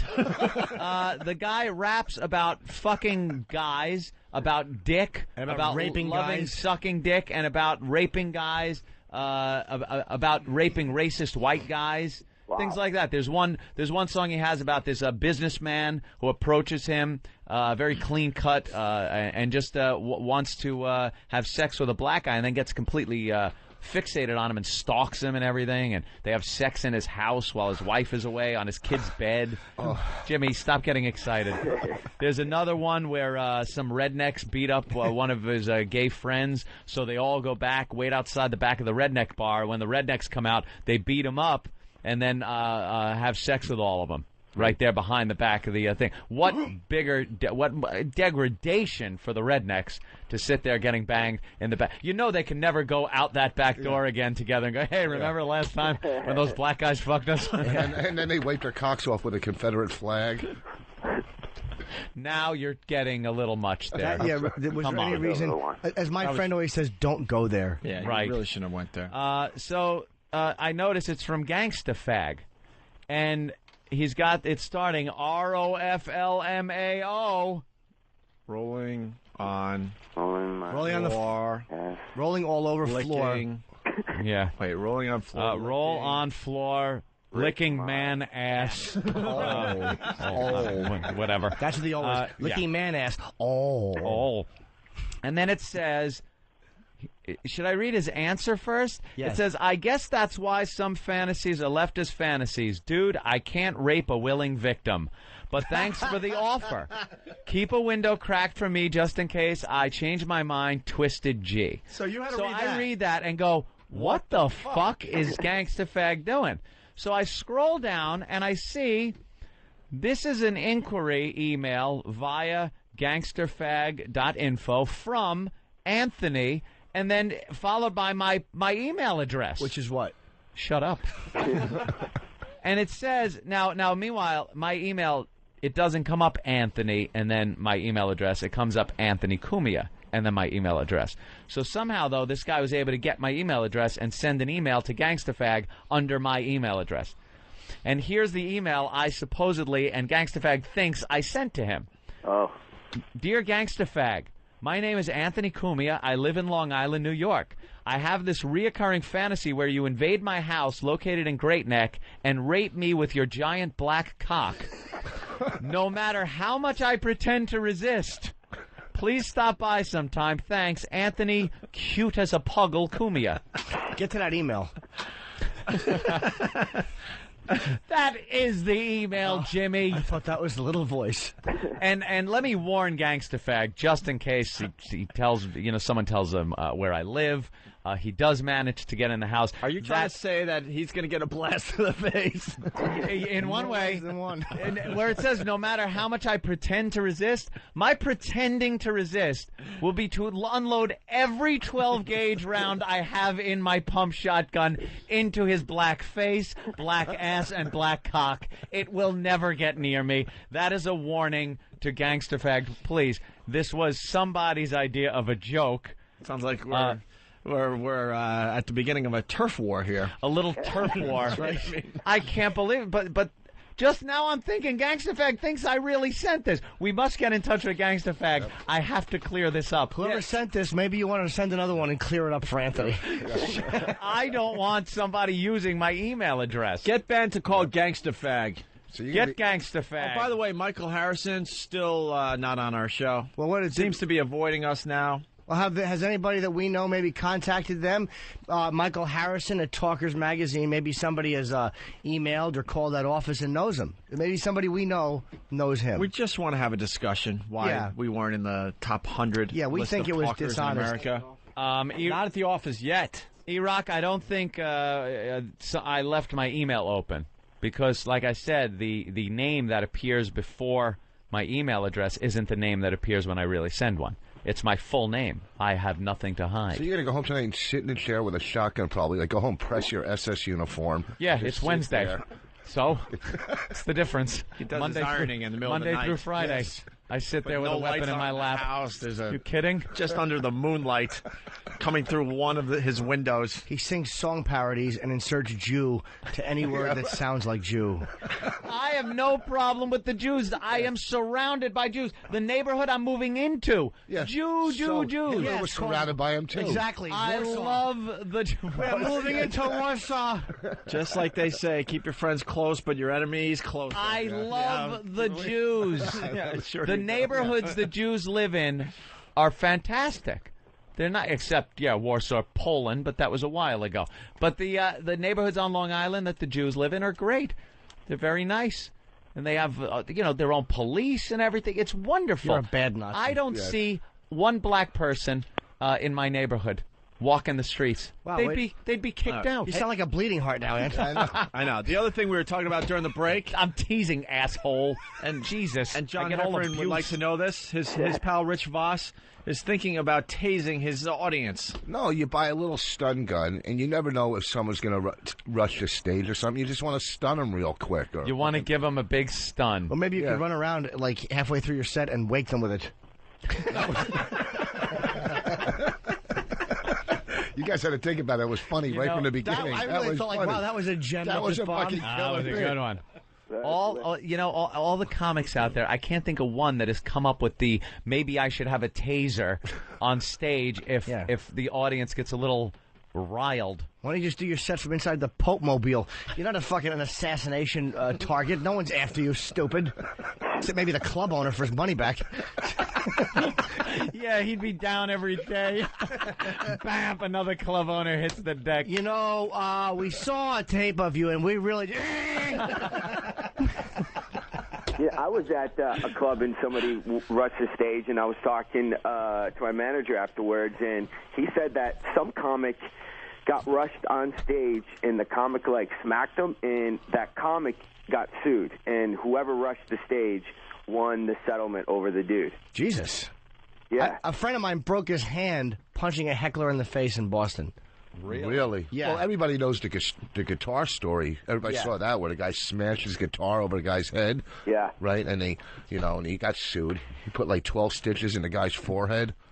And and the guitar was all smashed to pieces. And then he puts his guitar pick back into behind the strings. So I already got my suing every comedy club thing. When they're driving you around to do radio, if that person ever gets in an accident, I will sue the entire chain. That's my plan. That's my retirement plan. Hey, you know what I like about dating homeless women? Oh. You could, when you're done, you could drop them off anywhere. Hey, you! That was the waitress. She was handing you a beverage, mushmouth. You idiot. Want to buy a dryer? Door? It's just a pile of bodies in front. Twitching. Hey, sir, what are you eating there? Chicken wings? Fuck you!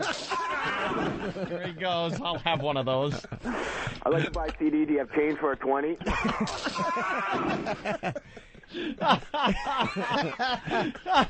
Hey, Rich, hi, it's the club owner. Listen, we're not doing the numbers that... fucking bot. The MC. Yeah, right. Fucking Patrice won't get off the stage in time again.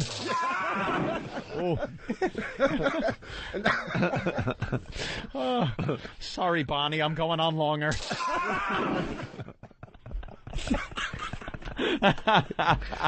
Wait.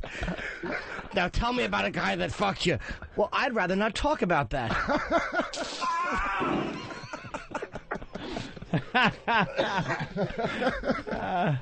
Wants to get a taste. Who the fuck talks like that? Ask Heffron. You said a guy rushed you on the stage, right? Yeah, he was gonna. He was gonna, but he saw how much energy he has, and he knew you on can. Stage. He came. We were in the Improv in Hollywood, Florida, and he was coming on stage and doing that thing as if he's going to jump up there, you know. And he kept doing it, and I told him, if you come on stage, I'm going to have to assume that you're going to do harm to me. And but then I had a 10-minute conversation, you know, before anybody at the club went, hey, should we get that guy? Maybe not to kick Heffron's ass. But, you know, I mean, and plus, he's a tough guy, Heffron. He's a karate guy. Oh, really? One of these guys? He's like one of these karate guys that, like, not the regular karate, the karate that tries to kill you. What do you do? Because I know you're a problem when you need to be. Me? Yeah. Well, you train. What are you training? I do a thing called Krav Maga, but I have a fight room in my house doing all that, like, MMA stuff. It's just my golf. I get my ass kicked in a second, but it's just... How long you been doing it? Because I have no other hobbies. You have a fight room in your house? What do you go in and go, quick comedy? No. Quick comedy? No. Take your drink. No, don't. You don't need it. Yes, I do. How long you been taking the training that, dude? I've been doing Krav for maybe like 3 years or something. Okay. So if a guy rushes the stage, you'll take care of you would if someone rushes, if anybody, you would probably try to knock him out, right? I mean, if a guy rushes, Norton would blow him, but you would try to knock him out, right? Well, yeah. If they're coming on stage, you have a little bit of height. I probably might stand him, and that's cheaper than trying to carry a taser around. Might stand at every Could club. do that. You could hit him with a mic stand. You got a weapon right there. Well, you could tase him. Stun gun. Maybe you should stay clear of the taser. Yeah, Voss, what happened that you're deciding to go down this road? No, I'm not. Nothing It had happened. something that was. I owe my daughter $20 and I'm dodging her. I don't do any of that fucking material. I got all new stuff. Listen to me. All right? It's just you never know. Like your old stuff. Look at, We enjoy your old stuff. And I might bring some of it back for fucking greatest hits. Here's the thing. The taser tour. You get all these greatest hit. One track. But I tell you, Rich, tasers are about $1,000 because I have one. Do you have one? Yeah. Don't worry, he'll get one on eBay. For $120. Yeah, he'll buy a used one with fucking 3,000. I just get batteries. I just get batteries and I throw them at the people. Some sauerkraut in it. Yeah, sir, could you stick your tongue out? I have to touch you with this. Here, hold this toaster. Get into the. Yeah. Oh no! I saw where you were going. That wasn't bad. What did you say? Toaster. Or you can just hire, have a posse, get a security guy. Well, that's black comics do that. They travel around with like 40 fucking guys. No one can get near them. But as a just an average white comic on the road, you never know, right? Don't you get nervous sometimes? And you carried all that money. Yeah, well, especially when you're sick. Yeah, but I have, and I was just talking to somebody about this. I have a huge fear that somebody's always trying to kill me, though. Like when I'm in a hotel room, if I have an adjoining door, I have them move me so there's only one door in.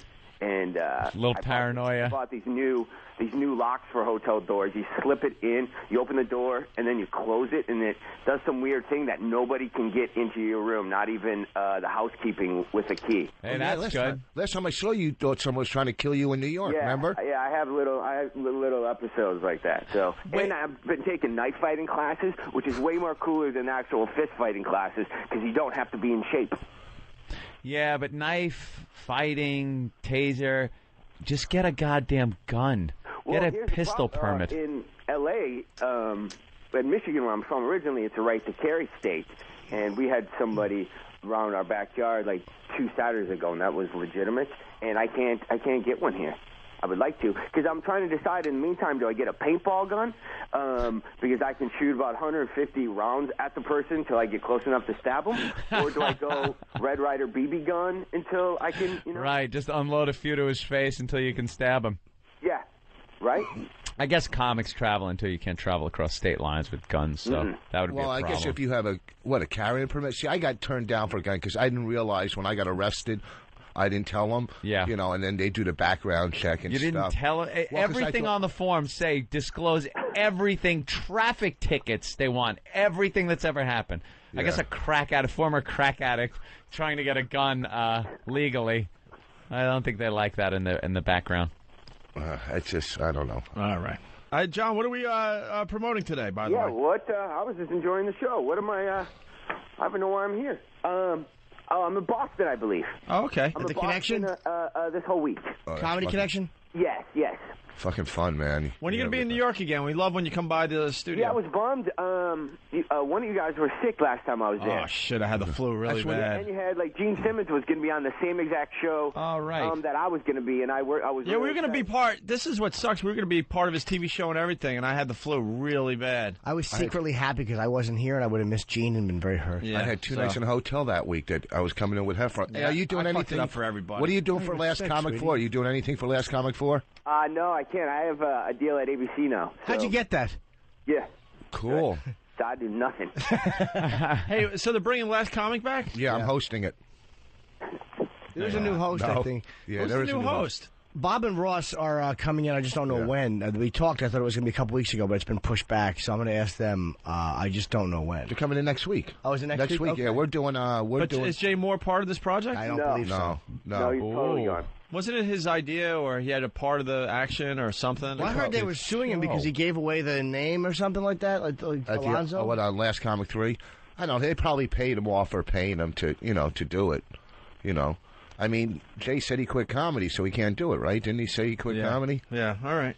So, cool. But All right, John. We're going to take a break. We're going to let you go. Next time you're in New York, please stop by. Yeah, I would love to stop by. And you're at the Comedy Connection in Boston this weekend? Yes, I am. All right, it's John Heffron. Very Stop funny knife guy. fighting. Yeah, stop knife fighting. All right.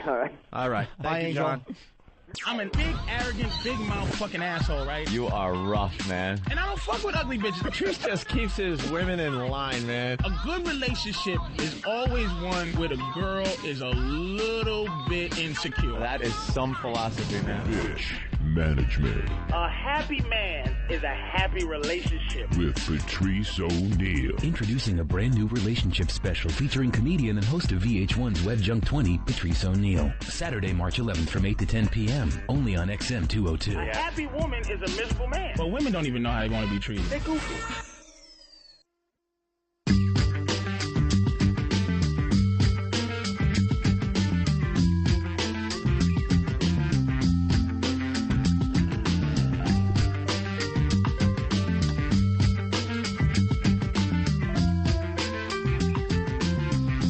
Let's say hi to Katie. Katie, what's up? Hey. What's up, guys? Hey. Is this Iraq? Yeah. Yeah, Iraq. Oh, wait, no. Who is this? Iraq. Is it? Oh, hi. Yeah, we're still on break.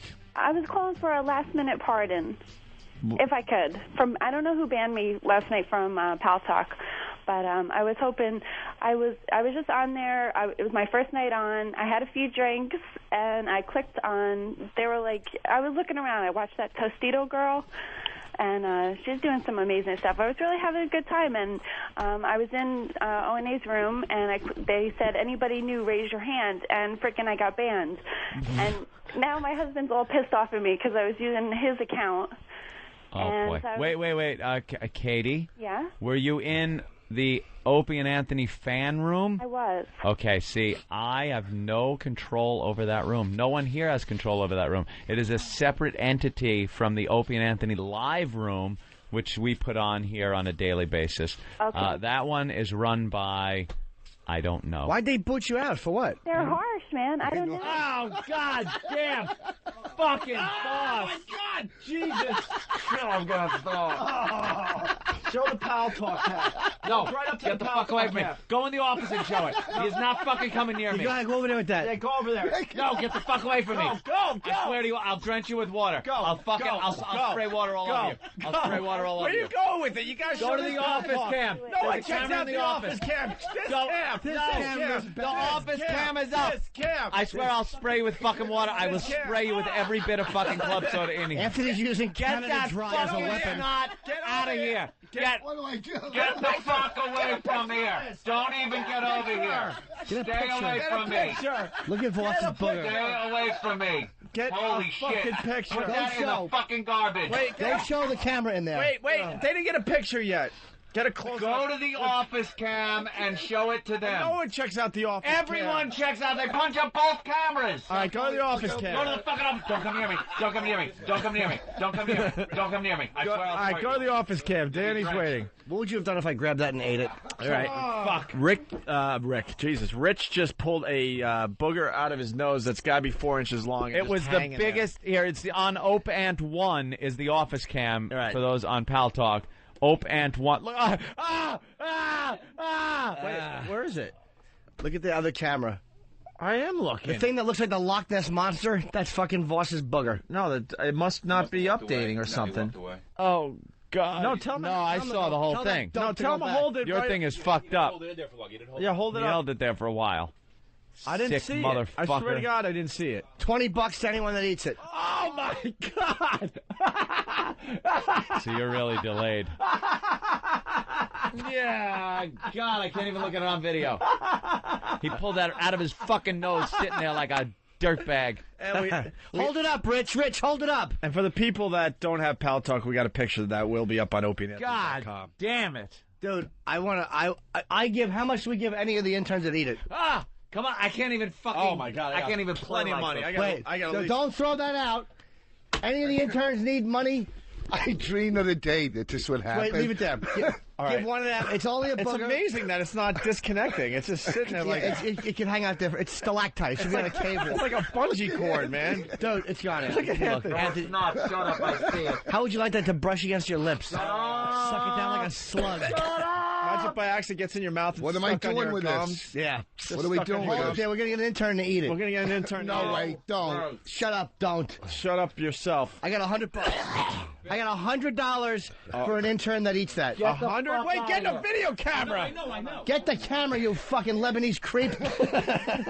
Yeah, he's the creep. I got $100, 50 of which will be reimbursed by Opie. Yeah, you just not. Just, you know what, $20 to put it on your face. No. No, because what if I got like got hepatitis $100. or Just something? don't eat it. Stupid. What if I got like something like, you know, Good. fucking Then two of you will drop dead. malaria or something? Fucking disgusting. $100. Interns are always looking for airtime. Here's your chance. Who needs $100 Here's your fucking chance. dollars?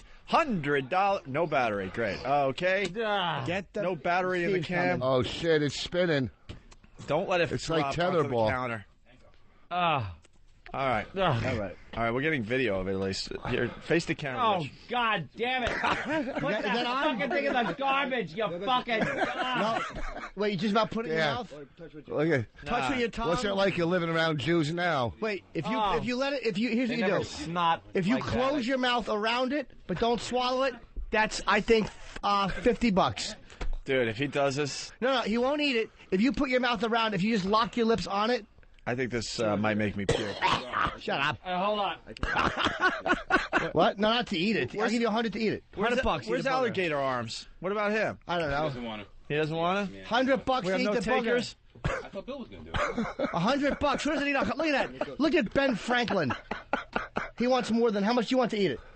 Look at you. To eat it, 500. Oh no, 500. I'll eat it for 500. 500. How much does AZT cost? Swallow that. Why? It'd just be too gross. How much just to hold it in your mouth, but then close your mouth? Oh, my God. Oh, my God. You have to hold it in your mouth and then close your mouth. Look, I can't hold this that much longer. People Yeah, how much? People are Don't going to think I'm waste this gross. gem. By the way, a lot of people saying that booger isn't that big because it's in your midget hands, so it's very deceptive. How much to hold it in your mouth? I don't know. Whatever. $100.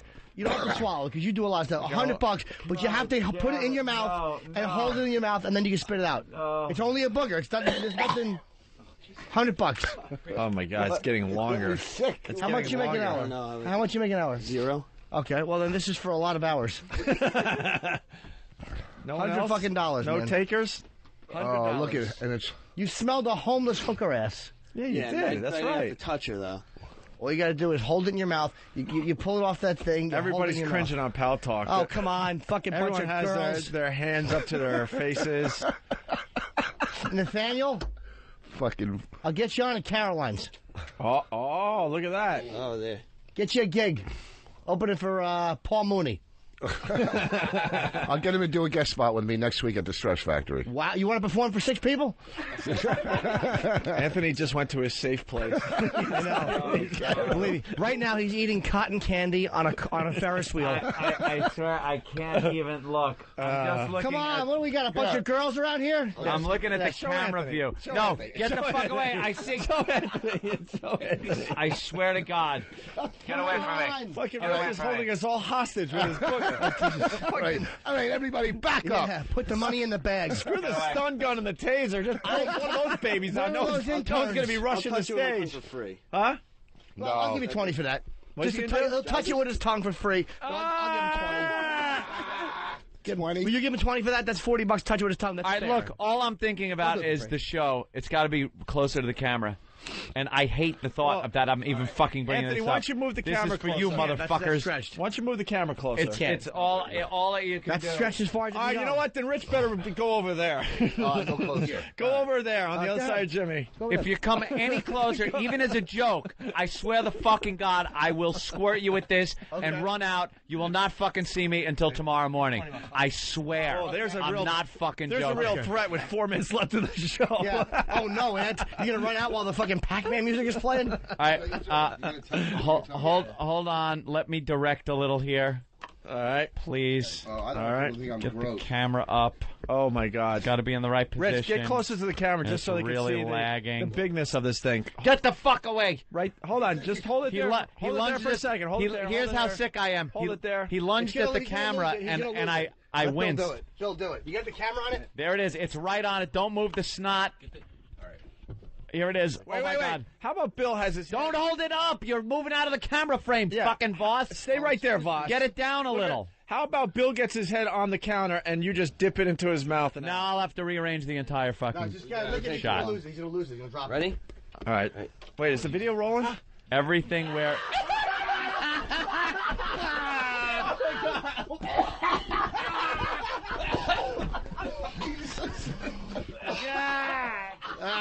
Damn it. Here you go. Bill, don't puke. Oh, my God. Oh, my God. Save for the garbage. Just close your mouth. Don't leave it. Oh, Jesus Christ. Did you see it touch his tongue open? Oh, That slimy booger, that salty booger was on his tongue. Dude, I can... Oh, God. Dude, it was on his tongue. Dude, I got a high tolerance. I'm gagging. I am can't take it. gagging. Spray yourself with Clorox. Holy shit. No, don't air pressure. Don't put chemicals in your mouth. You just get the guy some water. Get us all water. Ah, so what? He licked the booger. Good boy. You owe him $20 too. Wow. $20 a piece. Give that kid fucking $40. Atta boy, Oh, Rich. is that fucking disgusting. That's right. My dick's a little hard right now. That was kind of cute. Holy shit. Dude, and you know what? Here's the part that grosses Bill out. He meant to touch it with his tongue, but it's like flypaper. It's stuck to his tongue. The booger's like, I can't believe I got a willing taker. And try to I can't. I dreamt of the day that this would happen because sometimes at home I pull them out and they're like a half a foot long or whatever. And Here's just to what hear Boss you does in guys, the car. just to hear you guys scream. He'll pull a booger like that. I've seen fucking for 15 years. I've been looking at those, and then he wraps it around a smoked cigarette butt. He's a fucking Voss is an atrocity. Oh my God, I'm speechless. Oh, did you see that fucking thing? It stuck to Absolutely, his I tongue. did. The whole booger stuck to his That's tongue. why you're actually brilliant with what you just did, because I'm like, just touch. I knew when he would touch that thing, it was going to stick to it. Oh, it was like static brilliant, electricity. man. That was worse than actually swallowing it, because then it was just... And Bill sprayed his tongue with Clorox. Jesus, Bill. I know. Chemicals in your mouth. He wanted that clean. I know. Bill is Oh, no. just such a trooper, man. I don't need water. I didn't lick the What is booger. everyone bringing water in for? Just in case we're ready to vomit? Yeah. Oh, you got to No, give no, Bill I'm 20 fine. bucks. Don't even come near. I'll No give one come 20. near me now. I gave Oh, him 20. I'm going to give him $22. That's $42. I'm disgusted. Why? No one's getting anything. No, and what are you using Purell for? You gonna put it on your eyes because you had to watch that? Just in case any snot molecules were in the air. How much for you to do that? There is not a fucking price. I would be a homeless dumpster diving motherfucker before I would take $1 million. I'm not saying this is too threatening, but when you say keep away, I'm going to throw water on you.